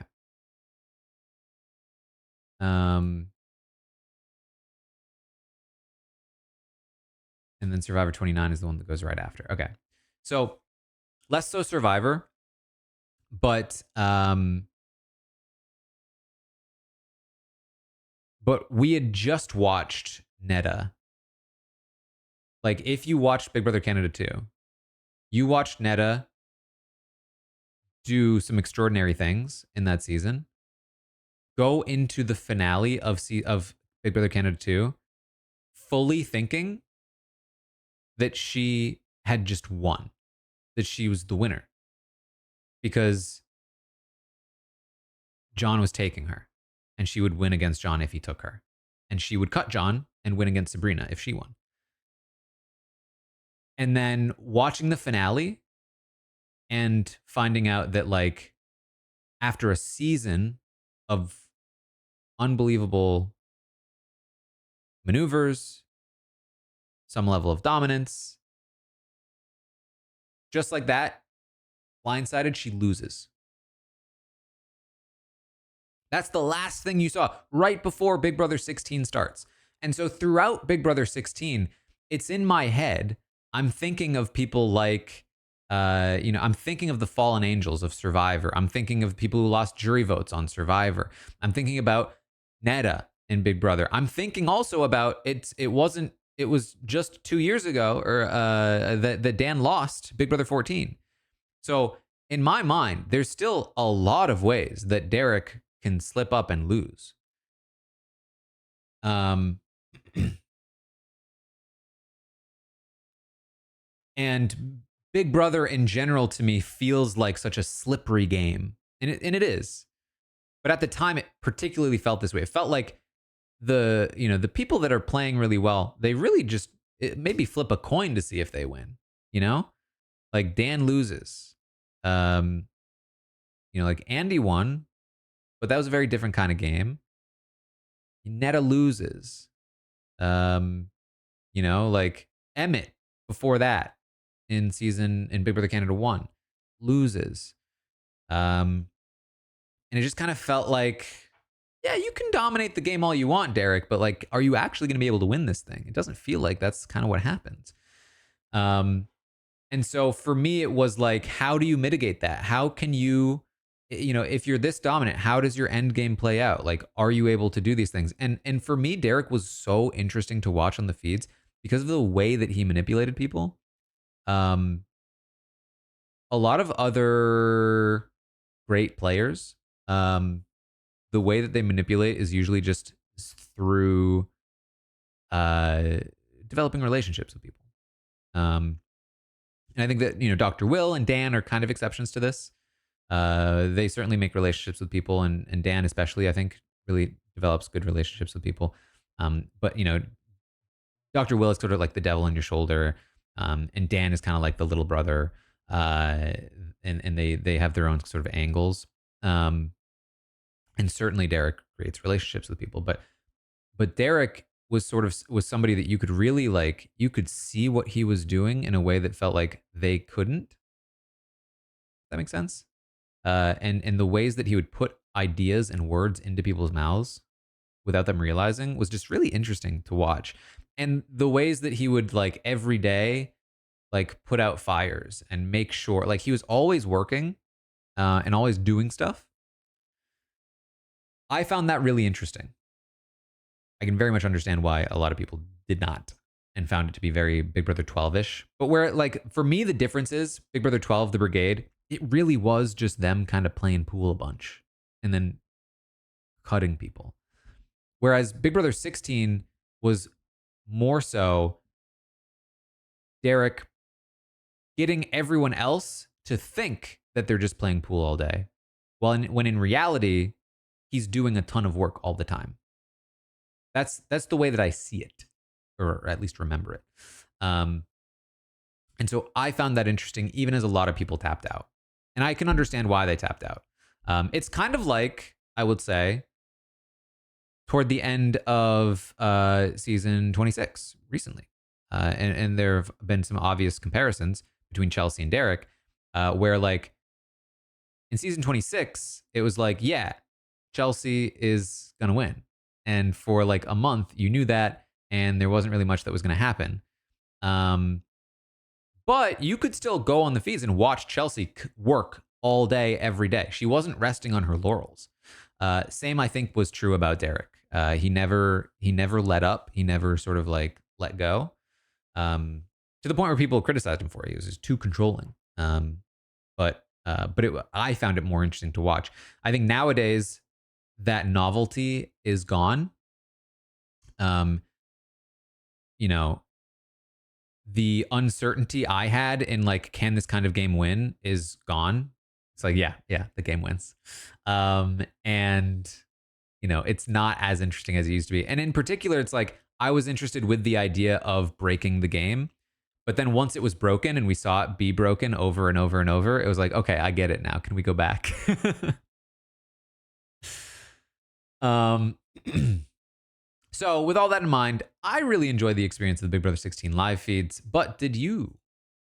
If you were around at the time, the poll is live. What do you think? What tier should be Big Brother 16?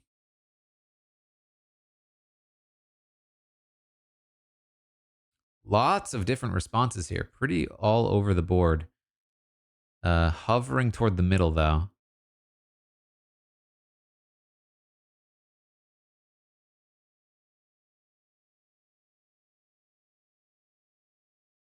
Chelsea did rest on her laurels for the first 3 weeks of the game. I mean, maybe not, but I mostly meant the end of the season.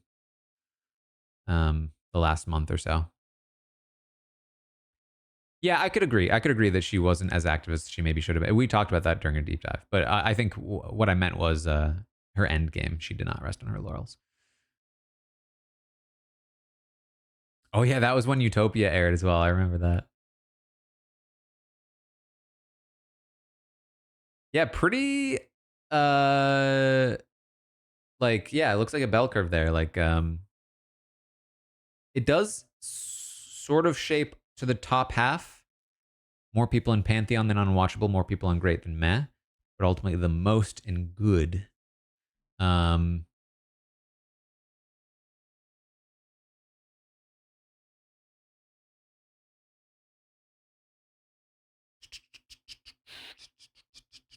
yeah, I think that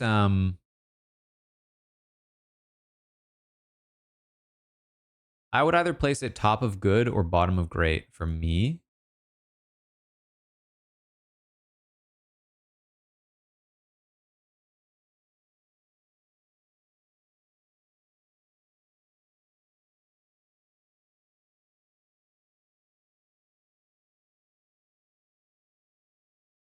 I think top of good makes the most amount of sense for where I want to place other things.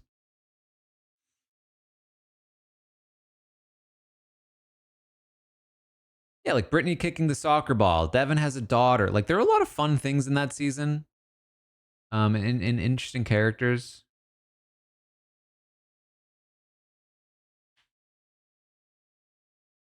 The whole Zach stuff. Like there was some good stuff there for sure. I think. All right, then we get to season 17. And this is the first season that I am covering on the podcast, US at least. Um, and this is a pretty great season overall. What I will say is it does have a couple of slow moments. I would say the first few weeks of season 17 are phenomenal. Then it has a little bit of a slow period where they're just kind of like they're just kind of battle of the blocking the previous majority out of the game. Um then it gets interesting again when they turn on Vanessa and she's forced to maneuver and survive. Then it gets really boring. And they're just like playing pot ball 24/7. Um then it gets interesting again in the end game when they blindside Austin and Vanessa is, pulling moves on the twins and all that kind of stuff. But there are a couple of little moments where I remember being very kind of like, he loved pop. That was the thing. There were people that liked pop ball. People really liked James and Meg at the time. James in particular. And they really liked pop ball. But I hated it. I was so bored by it. I hated pop ball. And the pranks, yeah. Yeah. So it's an interesting one. What do you guys think about season 17? Despite the slow moments, the good moments are really good. Like Vanessa, like here's the opening to season 17 feeds. They open to like preseason. Vanessa is everyone's top pick. Professional poker player, super smart. Feeds open to Vanessa sobbing, saying she wants to go home. And everyone is like, whoops, that wasn't my pick. That wasn't me. I didn't pick Vanessa. That was and then over the next couple of weeks, she finds herself outside of the big majority alliance, slowly weasels her way into Shelly's good graces. plants some seeds. Audrey's doing her thing.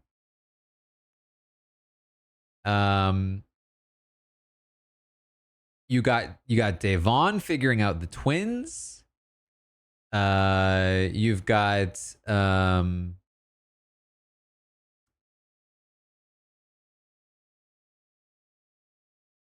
the whole Austin stuff. You got Johnny Mac. Although I will say Johnny Mac on the feed's not the most entertaining person. You got Jason. Yeah. So I mean, there's a lot of great things there. And then you have then this is when the season really kicks in for me. Was when Vanessa is able to weaponize the twin twist to take down the big alliance and create her own power structure. That was like the moment of the season for me that like kicks it into gear. And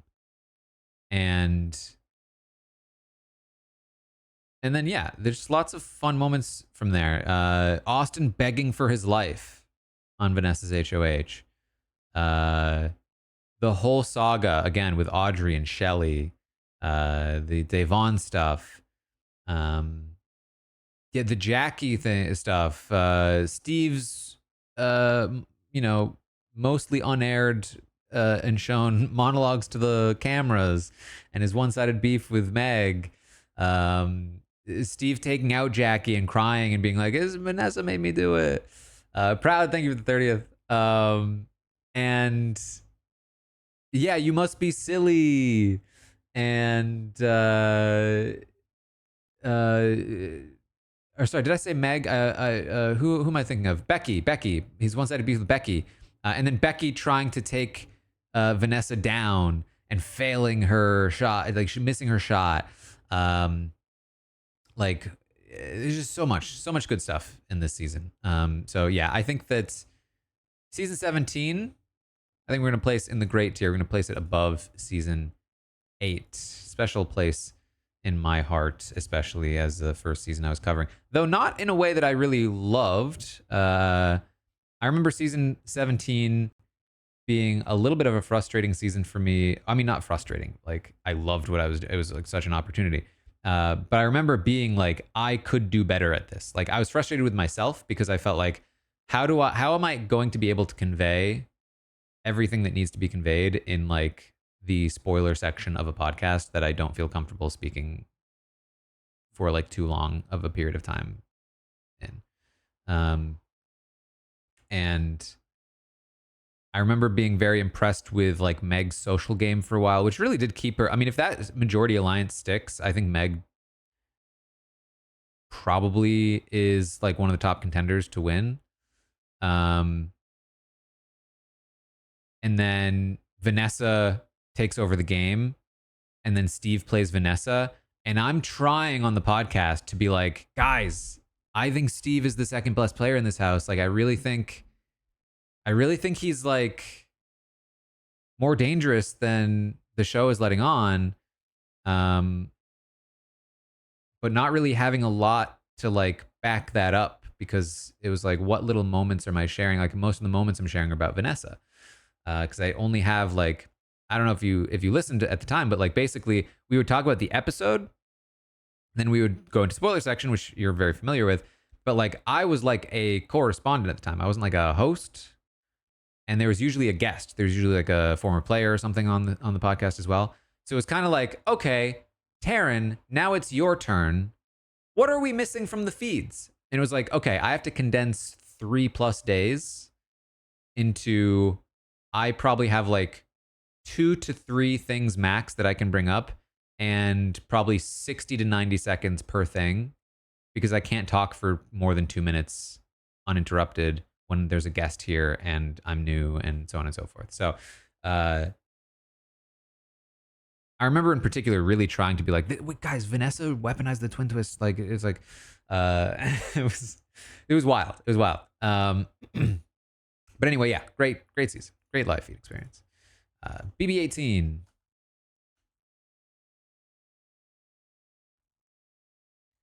Pantheon, great, good, meh, unwatchable. Season 18, it was pretty polarizing. I think I remember there being lots of arguments about, is this a good season? Is this not a good season? I think it's remembered more fondly than it was being perceived at the time. Especially because, yeah, I think Anthony has it right there. The beginning was not very popular. It was another, mixed season, new players, vets, and the beginning of the season was a lot of just like vet drama. It all that Frank stuff, which is very not fun. And you had like Paulie doing really well for a while. It wasn't until Paulie's downfall that things got fun and interesting. And then the back half of the season is pretty good, I would say. Pretty good feeds. But the first half, not as much. So, I think there's a bit of an up and down for this season. What do you guys think if you watch this season? Looks like we've got a bit over 40 votes for season 17. Season 18, what do you think? Poll is live. It is Paul's first season. Paul was very popular this season. But again, I think when people think of season 18, they really only remember the second half of it. Because like Paul was not very popular in the first half of the season. Paul was pretty unpopular. Remember, it was PP. And Paulie and Paul were like had the same haircut, and everyone hated them. The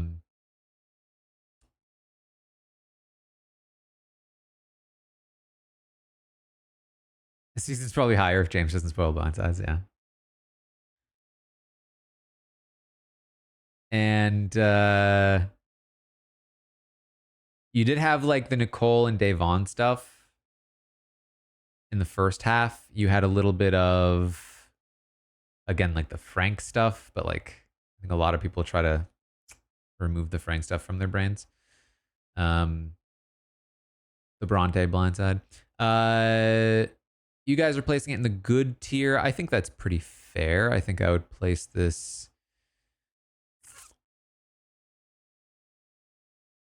Here,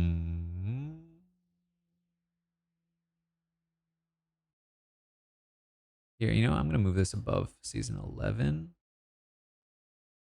I'm going to place season 18 below 11. Yeah, I think so. Okay, into season 19. Now, this is another season. It's a very special season. Do you know why this is a very special season?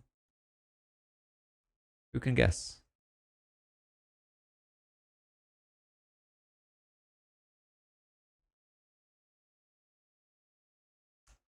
Yes, repeatedly. Got it first there. First US season for live feed updates. Might have been the first season period. I don't remember. Yeah, you know what? I think it was the first season period, actually. Because I'm thinking of Big Brother Canada 6. But Big Brother Canada 6 was May of 2018. And Big Brother 19 was June of 2017. So yeah, very first live feed update season. This is when I left my job, kind of blindly. Just decided, like, you know what? I'm just gonna not have a job. I'm just gonna do this. I'm just gonna do live feed updates. I don't know. I'm sure I've told this story before, but like, I was not getting paid to support myself at the time when I did that. I just kind of jumped. And then luckily the live feed updates help me land. Because I mean, think about it, right?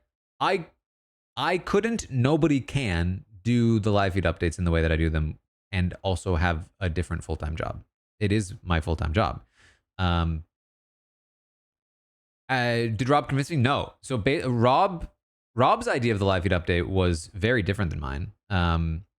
Rob's idea for the live feed update was sort of like a rotating, panel that would take shifts and spend like 15 minutes a day giving a little update on what happened. My idea for the live feed update was I would spend as much time as I needed to go through everything every day. And I would be there every time. I would be a consistent presence. And if I had guests, I had guests. And so Rob kind of put me in charge of the project to like schedule things and like run it. And so I just scheduled myself in every one. And then eventually Rob was like, I didn't realize you were going to do all of them. And I was like, yeah. So I'm just going to do all of them. And he was like, I didn't think that was possible. I thought that somebody would literally go crazy if they tried to do that. And I was like, I think I'm good.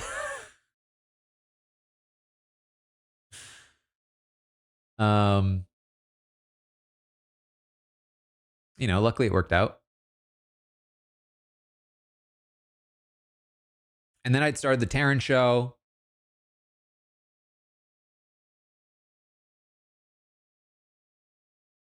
And it kind of worked. Anyway, season 19 was the first season. And boy, what a season to start with, because there was lots of drama, for sure.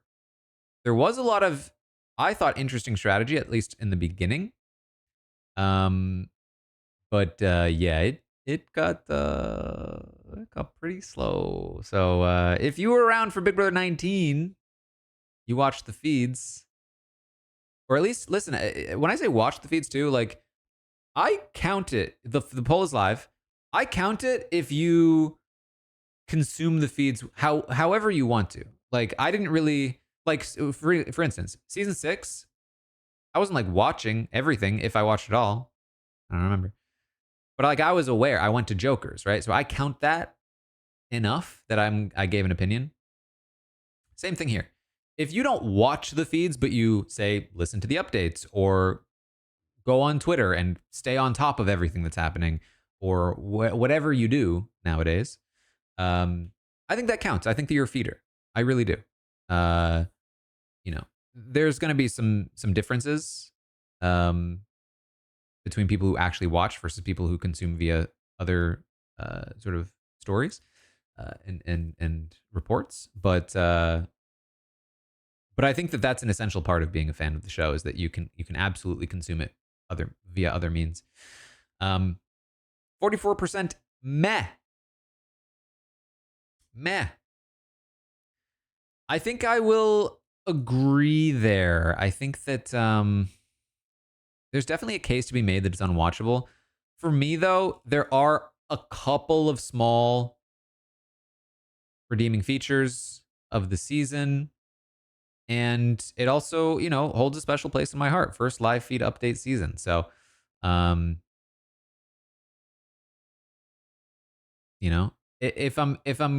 I had to decide between watching from start to finish the feeds of Big Brother 9 and the feeds of Big Brother 19, I would choose Big Brother 19.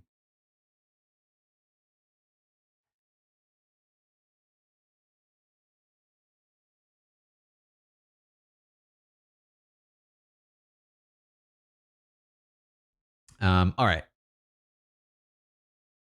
Next, Big Brother 20.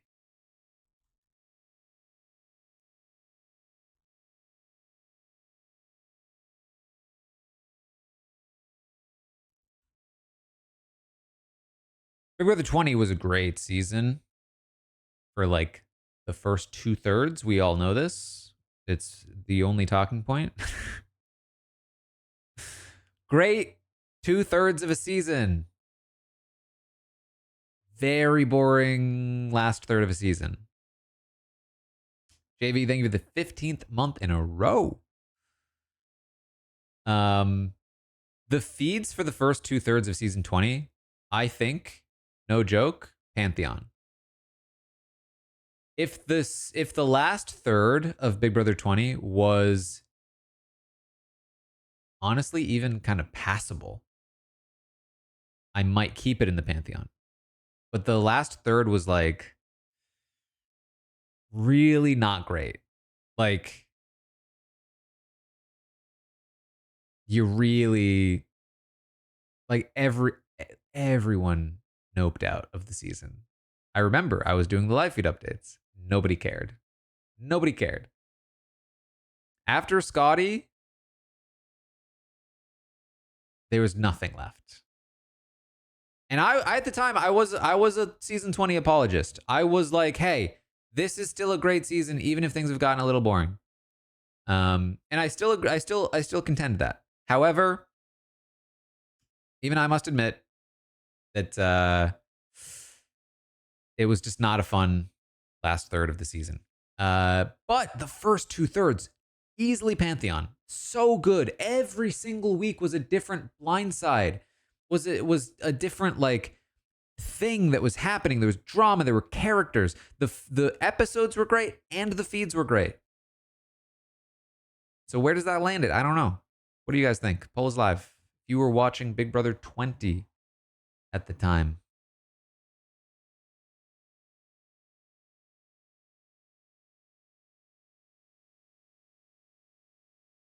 Looks like majority on great. That's pretty much where I am. I think it's great season.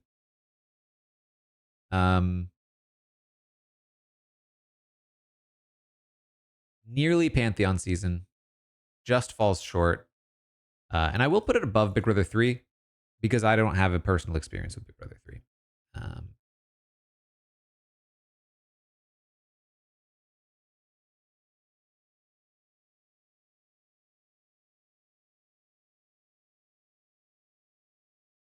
One of your favorite live feed updates during 20? I remember I remember the first time I remember doing like any kind of impression or reenactment was one of the fights of Big Brother 19. And I remembered at the time because I always saw myself as like a really boring podcaster. And I remember being like, what if I just tried to let loose a little bit? Like,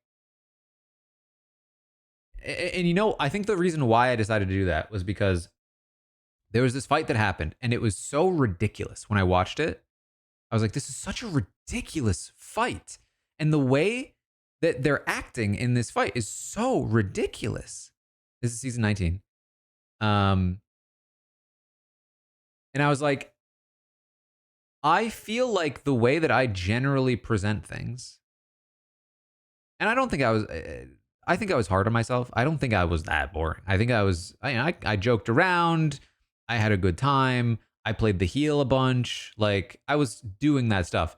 But like, I don't think I ever got like super goofy. And because like, I think maybe I was a little self-conscious about being goofy, right? But if I wanted, I was like, if I want to be able to portray this, if I want to like give people who did not watch this a taste of what it was like to watch this,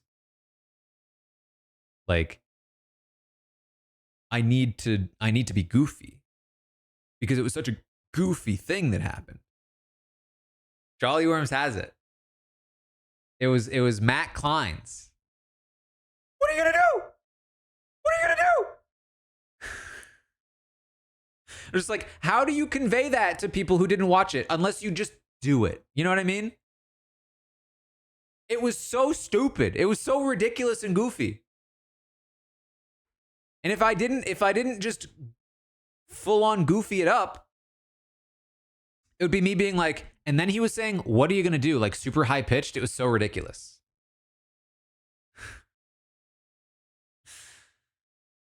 And I remember people really liking when I did that, and that was being very like validating. Like, you know what? I can be goofy. I can be goofy, and people are not going to judge me. And people do judge me, but you know what? Other people like it.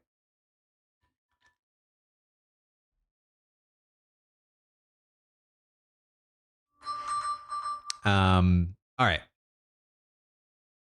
Season 20, great season. Next, season 21.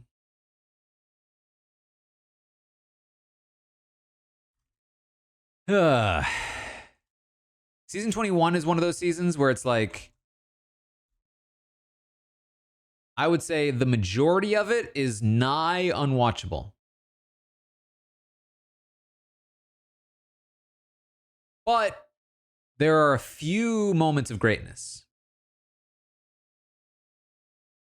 Day 44. Great day. Zachary Mike. Thank you for the raid. Welcome. We are tier listing Big Brother seasons by live feeds only. Only judging them by the live feeds. If anybody that has joined is interested in that. Big Brother 21, day 44.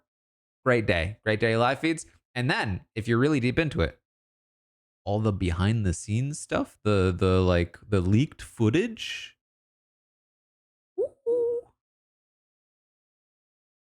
You had some interesting things. Taco Tuesday.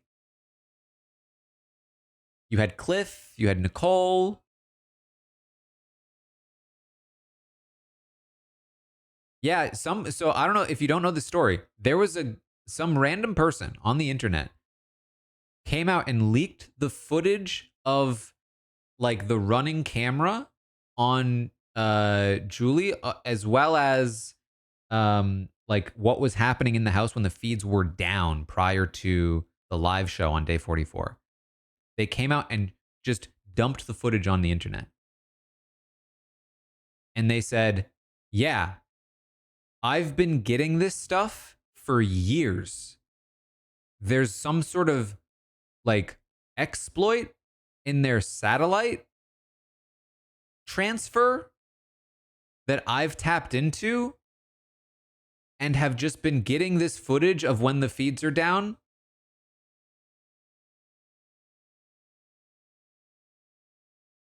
for years. And they decided to release this one because it was particularly interesting. And Julie was like on camera, like getting ready. It's wild. And they were, I think at the time, I remember them being like promising, like, hey, I can dump more of this footage, so on and so forth. And then I remember they reached out to me asking me for advice at some point. I remember. And I feel like if I'm remembering correctly, what I said to them was something along the lines of like, you should be very careful. Like, it's very cool that you have this stuff. I didn't say this. I think what I said, because what I said was, I was very conscious of the fact that this is like, you know, this is a person who's done a thing. I don't know if it's legal or not. And I am not going to be on record approving of it or telling them to do more of it. But basically what I said was like, listen, I think you should be very careful about this. I think this is a very dangerous thing for you to be so public with. And I don't think it was on my advice, but this person disappeared from the internet. I have no idea where they are now. And I assume that they very much closed up that hole in their system. But yeah, what a wild time.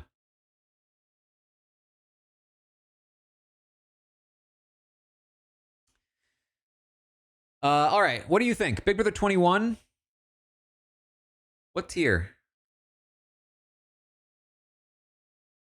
Yeah, it had those moments, but man, there was a lot of bad stuff. It was a very controversial season. for a lot of different reasons. This was a season where it really started to feel like they were really starting to like really hide stuff from us. Like we're not seeing everything. Oh yeah, Mickey framing Tommy was good for sure. Mitch, thank you for the 76th. Um,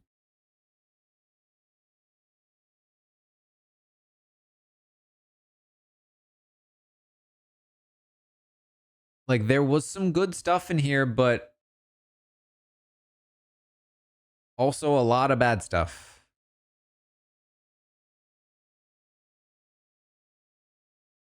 And if I'm trying to compare it to 19, it's like,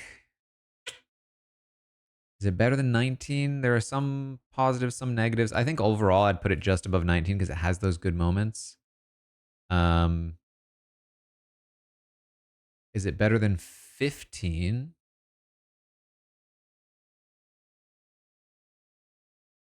I mean, it has maybe not as much racism, but it has plenty of it.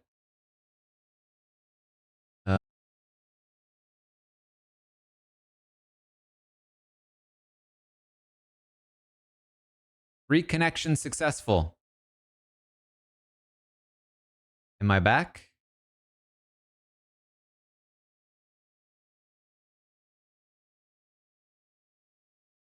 My internet is definitely still struggling. Okay, starting to.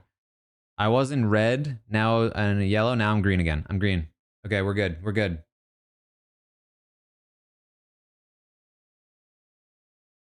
BB cutting feeds when racism is brought up. Typical.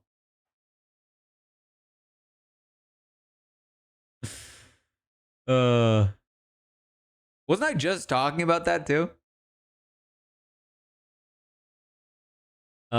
Anyway, I'd fully gone into talking about Big Brother 22. I didn't know I was out. Um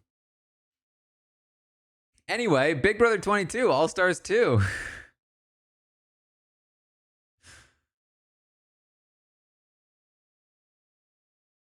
um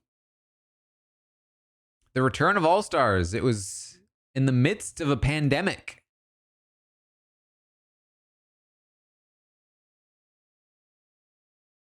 And a lot of people came back.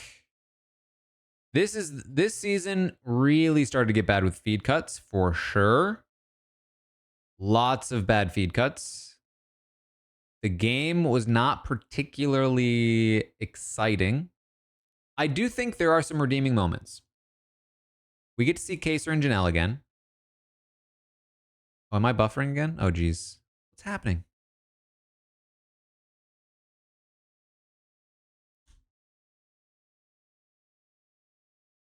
My internet should be fine.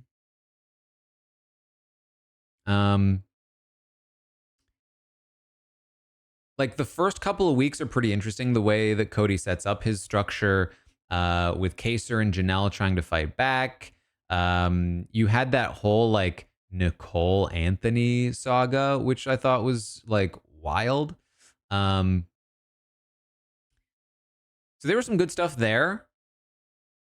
Then they keep winning and winning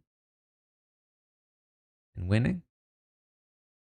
And then it starts to get interesting. You're like, oh, wait a minute. Hold on. Tyler versus Cody.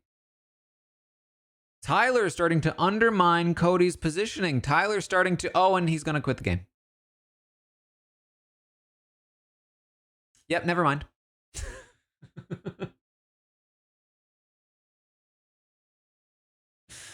And then they keep winning and winning and winning. And then Devon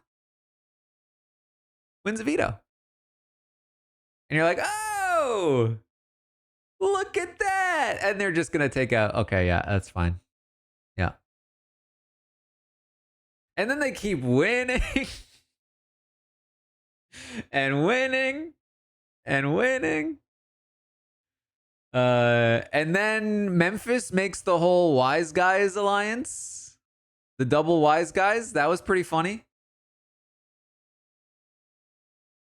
But then, you know what? Guess what they do in response? They just keep winning.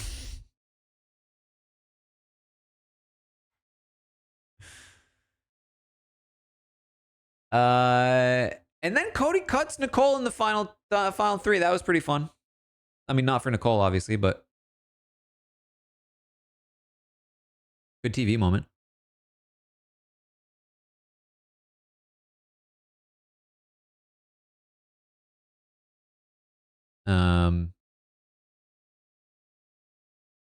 But overall, yeah, not exactly the most fun experience on the live feeds.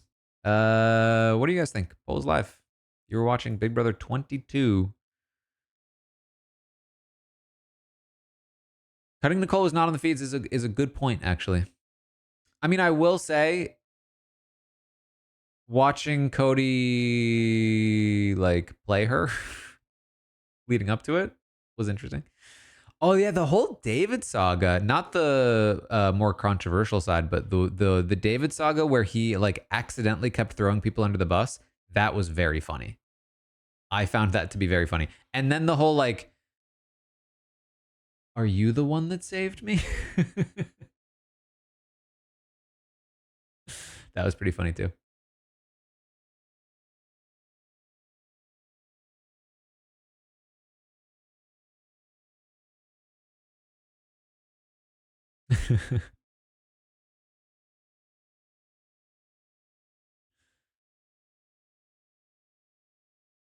Unwatchable, says the audience. Do I think it was unwatchable? No. Do I think it was worse than 19? Hmm.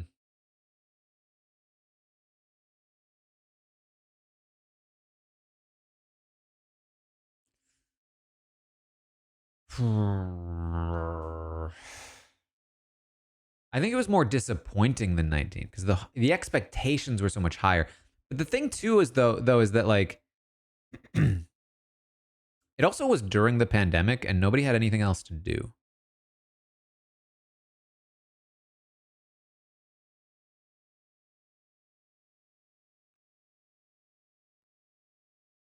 '19 had drama that was watchable. That's fair, but like I don't really care for drama.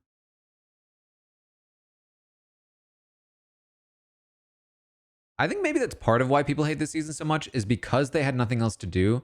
It was worse because on a normal season, if it gets boring, you just stop paying attention. But on All Stars 2, it was like the thing. It was like the thing that was supposed to give you something to do. And so you just kept watching it even when it was boring. It was like, this sucks.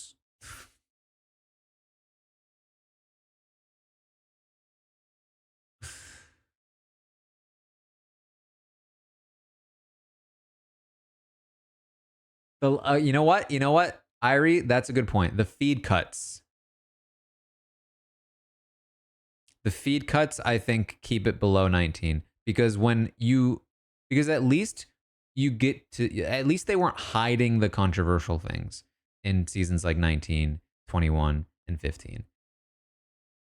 And while I don't think anything happened in 22 that was as bad as those seasons, there was still some controversy and they tried to hide it from us. And they had feeds down for days at a time. So I do think that severely that tips the scales for me. All right. By the way, we're almost at 3 hours. I genuinely thought this would be an hour-long stream.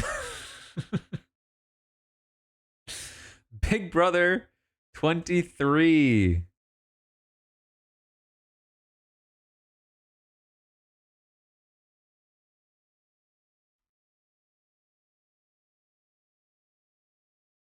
Big Brother 23. A lot of good things to say about this season. I think the worst thing you would say is about this season is it has.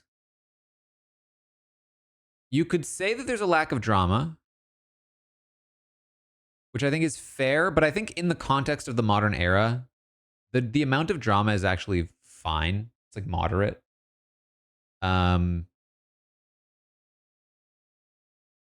there's definitely a steamroll, and things get pretty predictable. So that's probably its biggest fault. Um, but there are a lot of really interesting things as well. Um, seeing a variation on the brigade uh, is maybe not the most interesting thing in the world, but a 6-person version that is very unique in its cause, and the reason why people are loyal to it is really interesting. And the discussion that this helped generate, I think, was really interesting. Tiffany and Claire was super. This is what, when I mentioned drama, I remembered Tiffany and Claire, and that's the kind of drama that I'm interested in. That was very, very dramatic. And there were some arguments, but not many. Some great characters.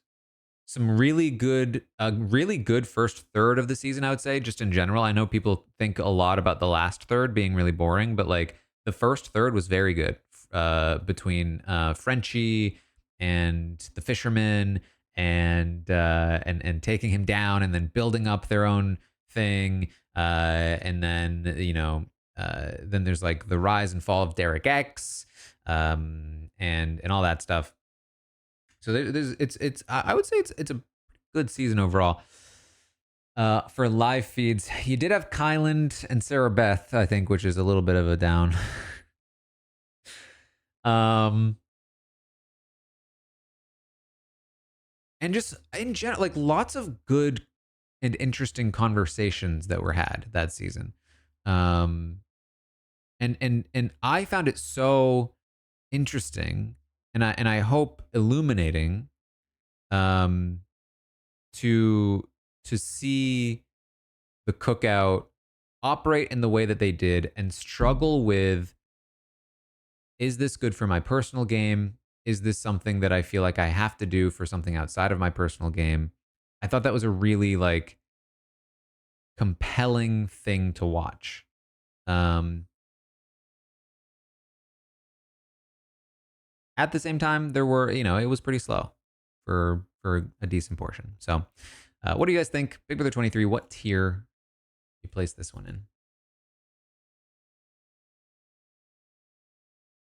Oh yeah, the Kylan and Xavier fight was definitely drama. Oh boy. Claire and Derek X Hammock Talks. This was also the first season where my Twitch channel was shouted at, I think, via Claire.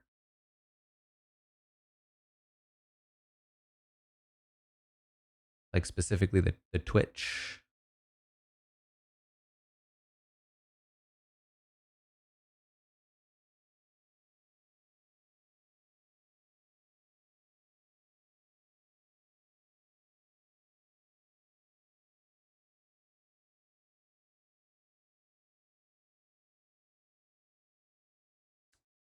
Who doesn't love Claire?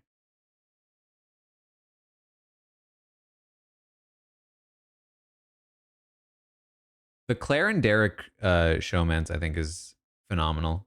The way that it came about. And then them winning the Amazing Race, and that's another one where you were like, like I never shipped Derek and Claire, but I'm like I love them as people, you know what I mean? And yeah, like the reveal. Audience says great. I thought this was maybe a bit of a hotter take for me, but I put it in great. I'd put it probably toward the bottom of great. Um, but I did really like it.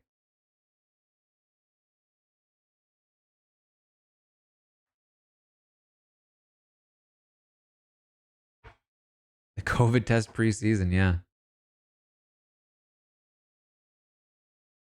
It's wild the small things that can change so much. A false negative COVID test is the difference between Claire just living a completely like maybe sorry, false negative, false positive COVID test is the difference between Claire, who knows what she's doing with her life nowadays if she doesn't go on the show, but like maybe still working for Microsoft or something. And having never gotten on a show or whatever, to finding her current partner, winning $1 million on The Amazing Race, you know, like just such a different path in life. I mean, yeah, when the alternative is like she works for Microsoft, it's like, okay, well, she's probably doing fine, but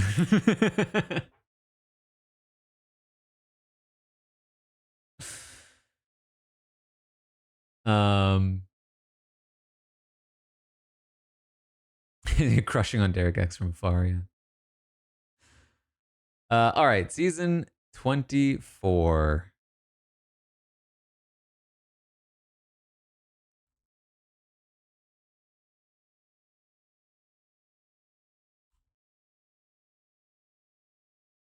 Interesting one.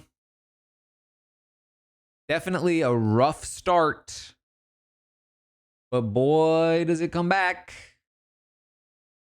It comes back pretty good. I think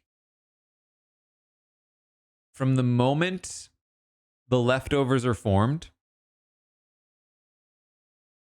to basically the finale, the feeds are very good most of the time.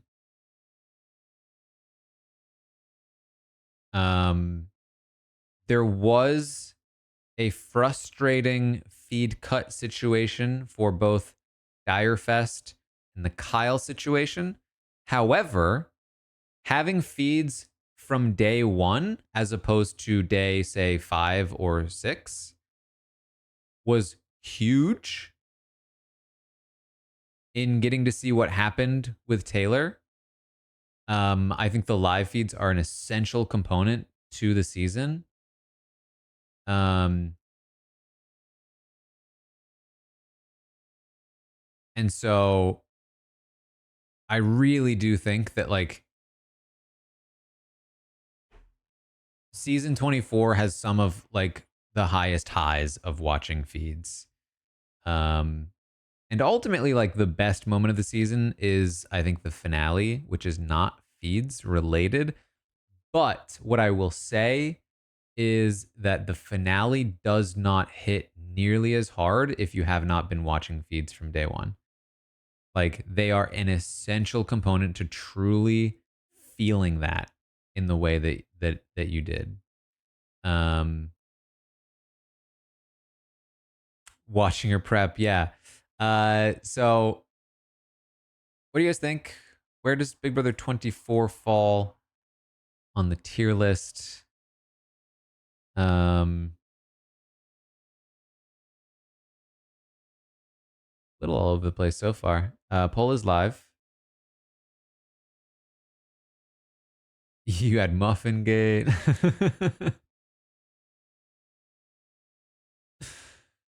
um, it's also just such a unique season in the way that the story played out.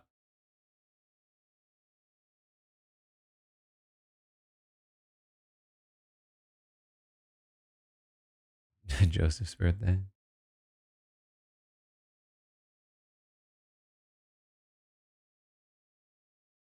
Looks like you guys think it's fairly firmly in the great category.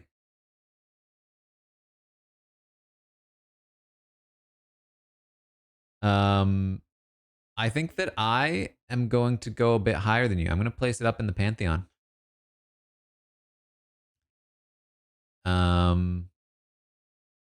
Yeah.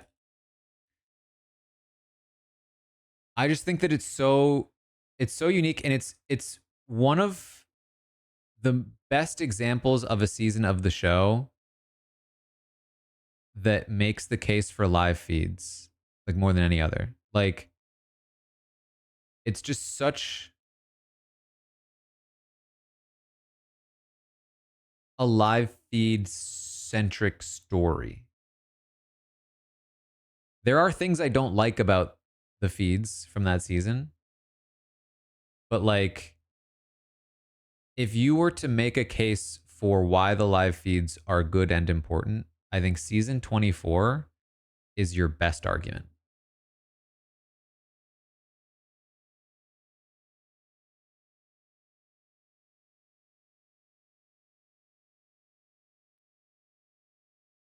And also like has a ton to teach people, I think. Season 23 also, but like season 24 I think is so illuminating in the ways that things develop and can be overcome.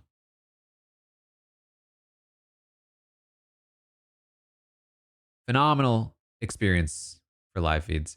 Okay. BB25. 2 seasons left, and then we'll maybe quickly run through some of the others from other countries and versions.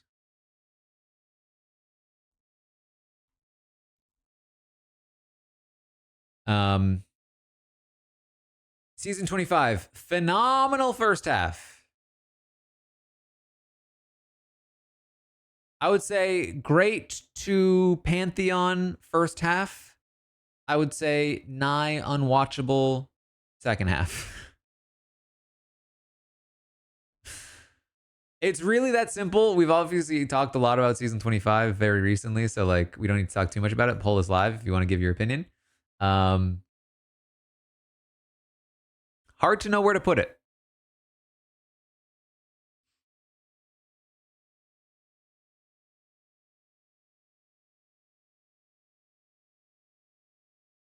Like the second half is genuinely I genuinely think like zero redeeming features to the second half of the season. There's no reason to watch the feeds in the second half of the season. There's nothing there.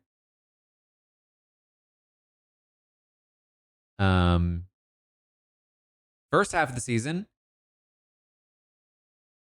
you're not even watching the season if you're watching the episodes. You have to watch the feeds of the first half of the season. They are so much better than the episodes. It's an incredible experience watching the first half of that season.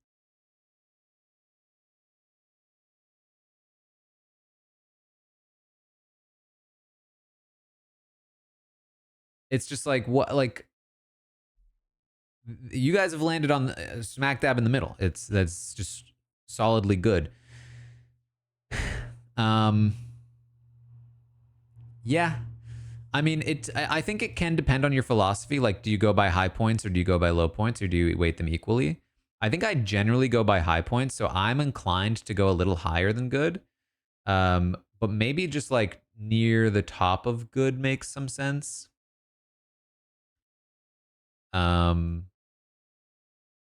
Maybe around there.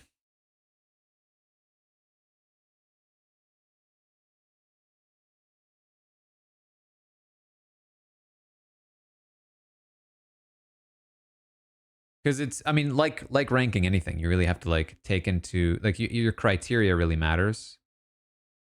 And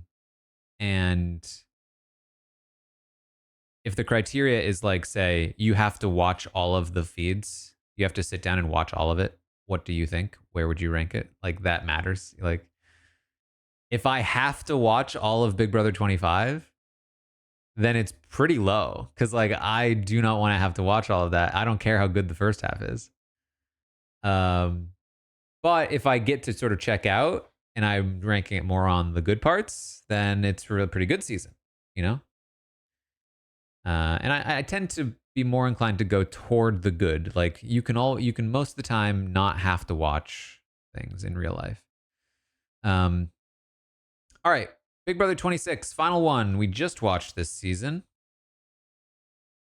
Pantheon, great, good, meh, unwatchable. Big Brother 26, I think also phenomenal first at least half, right? When did Big Brother 26 start to falter? I would say around Janky Week.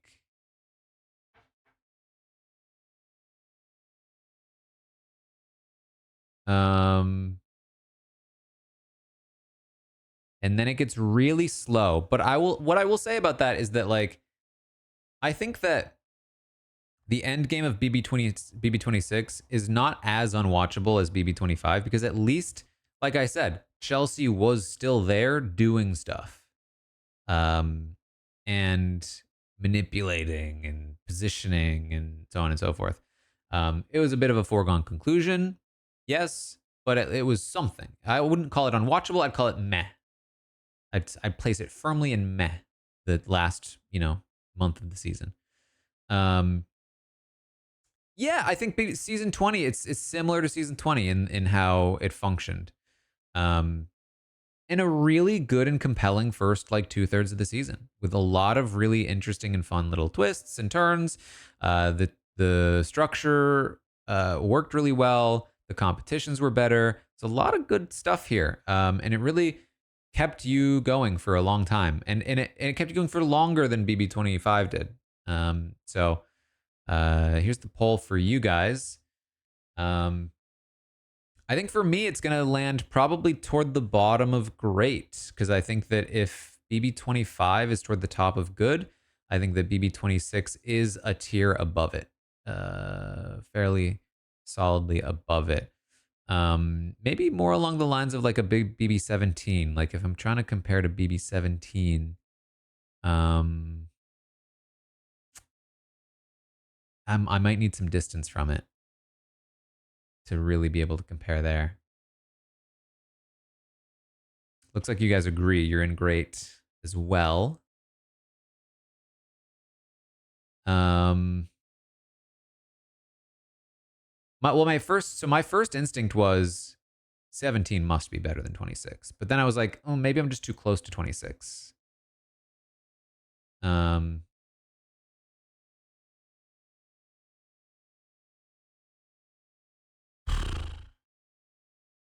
Because like the season 17 things feel so classic, and the season 26 things feel like not classic. But that's because it just happened. It couldn't possibly be classic yet.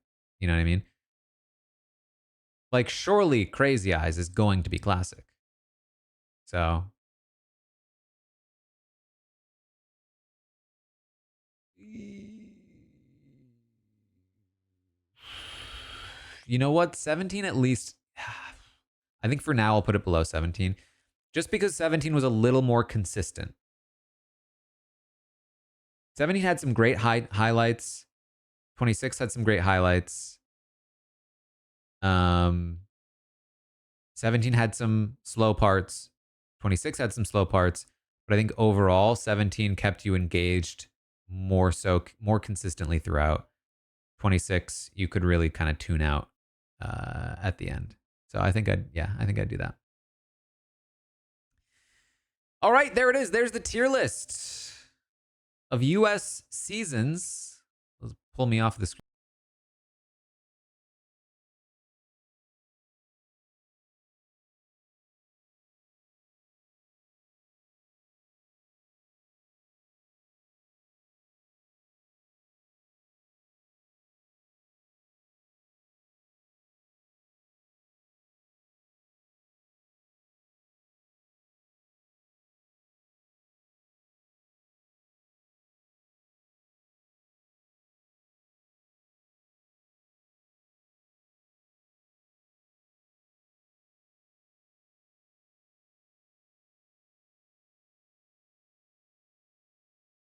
Wait, could you really not hear me? It said you could hear me.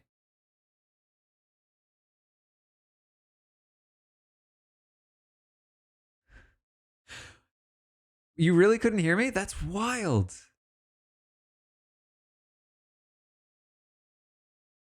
In my OBS mixer, it was showing that you could hear me. I don't know why that happened. That's really strange. Huh. Well, let me just do this then.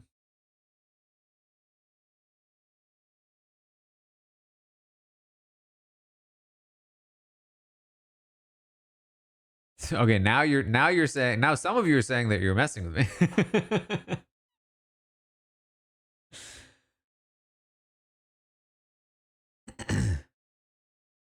Um,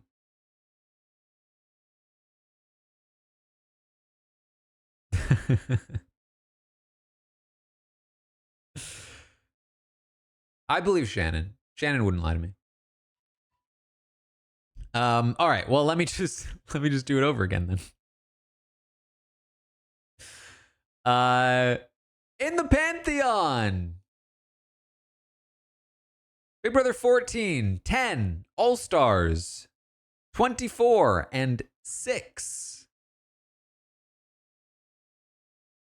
In the great seasons, you have Big Brother 20, 3, 17, 26, 8, and 23. A surprising show for the 20s. 23, 20, and 24. All in the great to Pantheon tiers. And then in the teens, you have 14, 10, and 17. And then in the single digits, you have 3, 8, 6, and 7. So the single digits still have the highest representation here overall. This is 24, 20, and 23. Yeah. Oh, no, and 26. So it's close, actually. In the good tier, you have Big Brother 25, 16, 2, 1, 5, 4, 12, 11, and 18. Ooh, 26 having no flashback is a good call.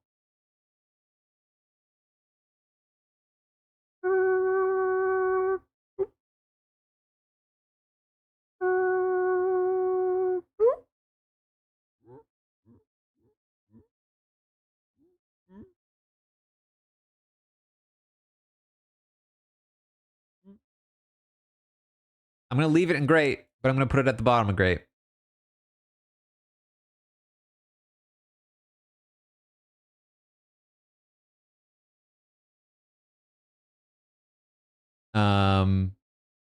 All right, in the meh tier, season 13, 15, 21, 19, and 22.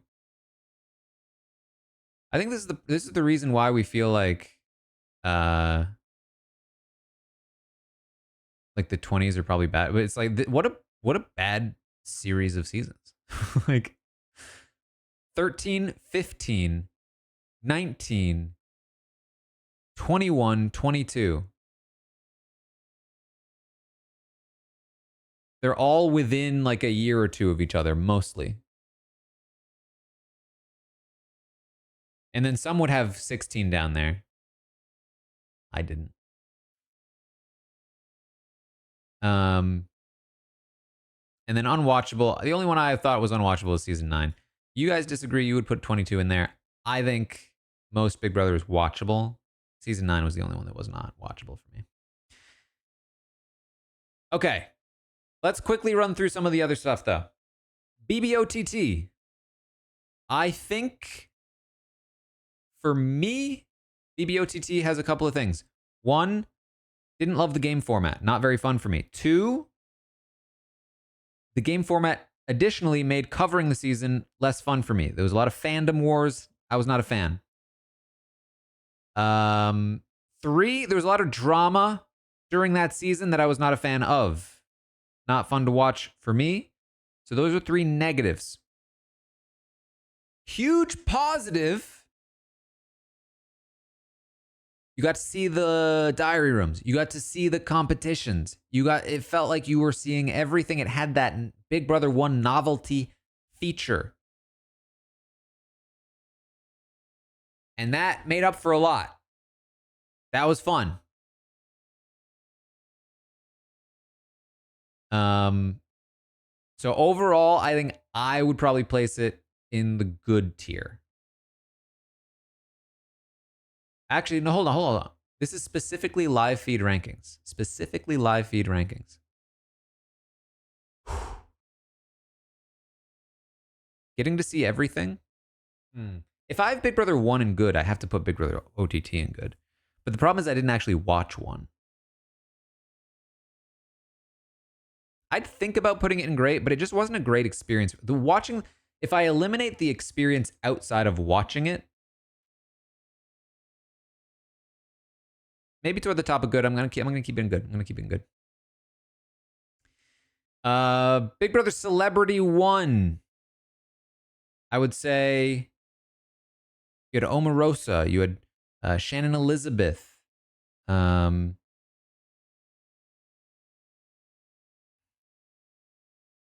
It was fine. Ariadna.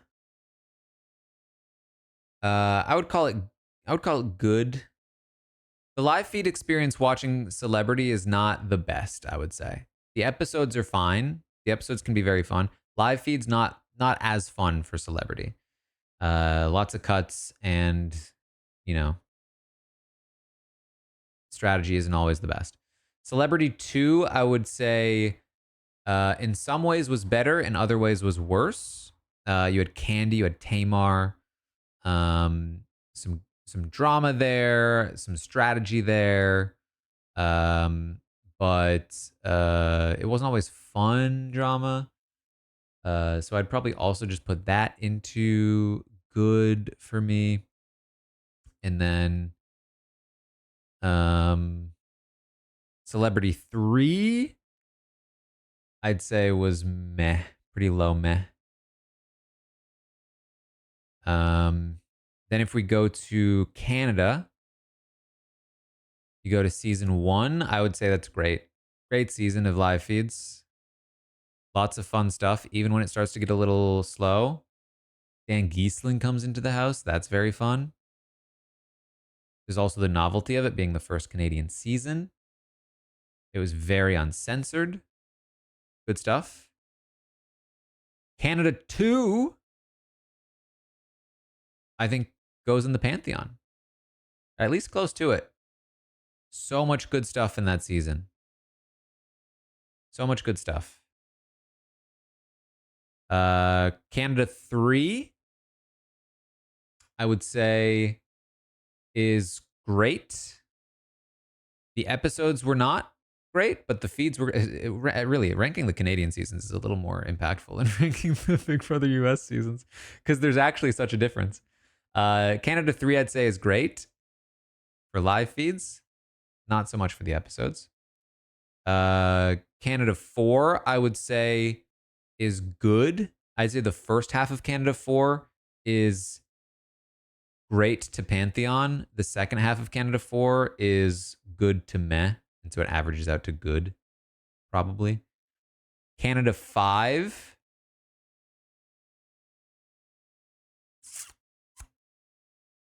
Canada 5, you probably put great.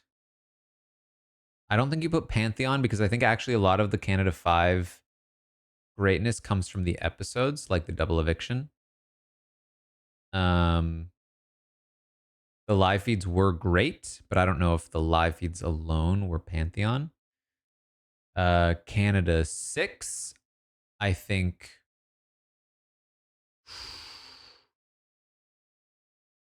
Upper great tier.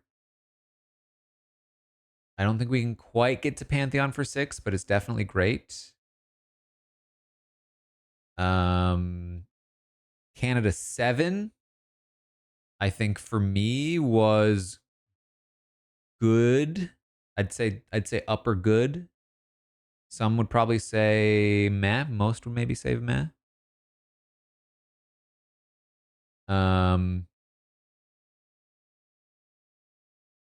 Canada 8.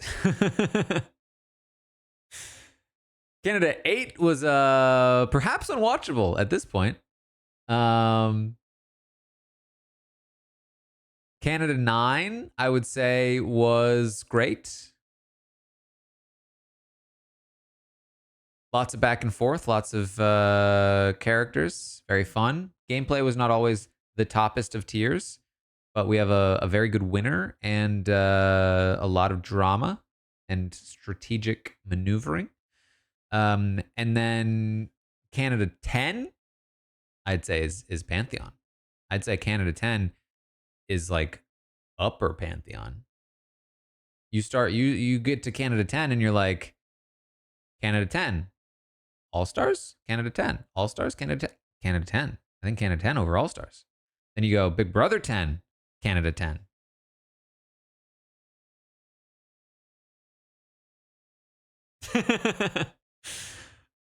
I think for me personally, I place Canada 10 feed experience over Big Brother 10 feed experience for a couple of reasons. One, I was covering the show at that point, and the experience of it was very different. I was more invested. The finale was just phenomenal, and the feeds weren't part of the finale, so it's hard to take that out of account. But even barring that, the gummy bears, like there's a lot of really really great stuff in Canada 10. But I don't know. Canada also has a lot of feed cuts by then, so there's arguments back and forth. I think I still place 14 top. I think the funeral was hard to beat, and Big Brother 14 still had very uncensored feeds for the most part by then. So at that time, then you go to 11, and it's unwatchable, and you go to 12, and it's unwatchable. We've added more unwatchables.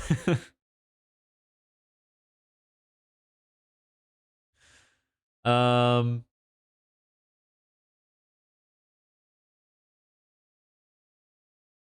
And that's about it. That's what we got. That's the live feed tier list. Literally unwatchable, yeah. Oh boy. Okay. Well,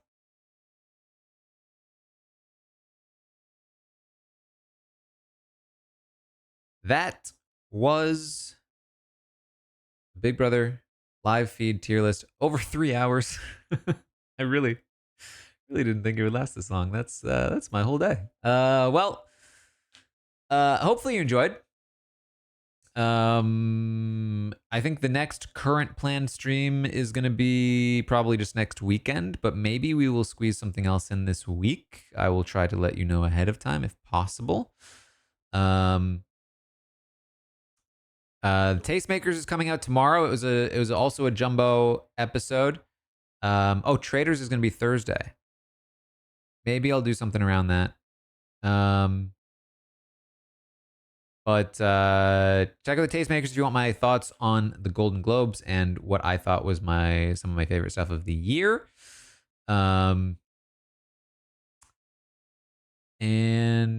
then Thursday as well, we're gonna have the this is the thing. We're gonna have the formerly named Memory Wall podcast, the Big Brother 2 podcast. Tune in for that. And yeah, we'll just make that happen. Are we gonna do a tier list of just the show without the feeds? Oh, that could be interesting as well. All right, thank you so much for hanging out. Hope you enjoyed the stream. Is Dwight streaming?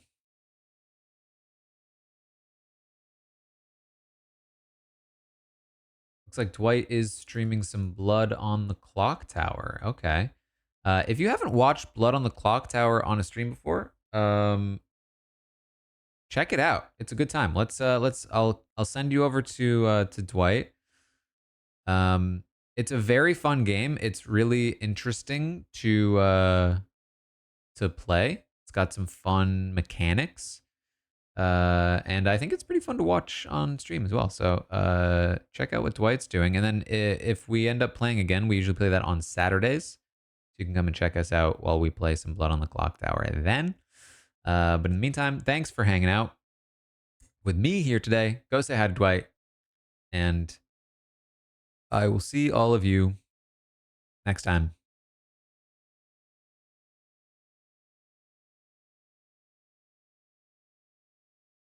Oh, sorry, my lap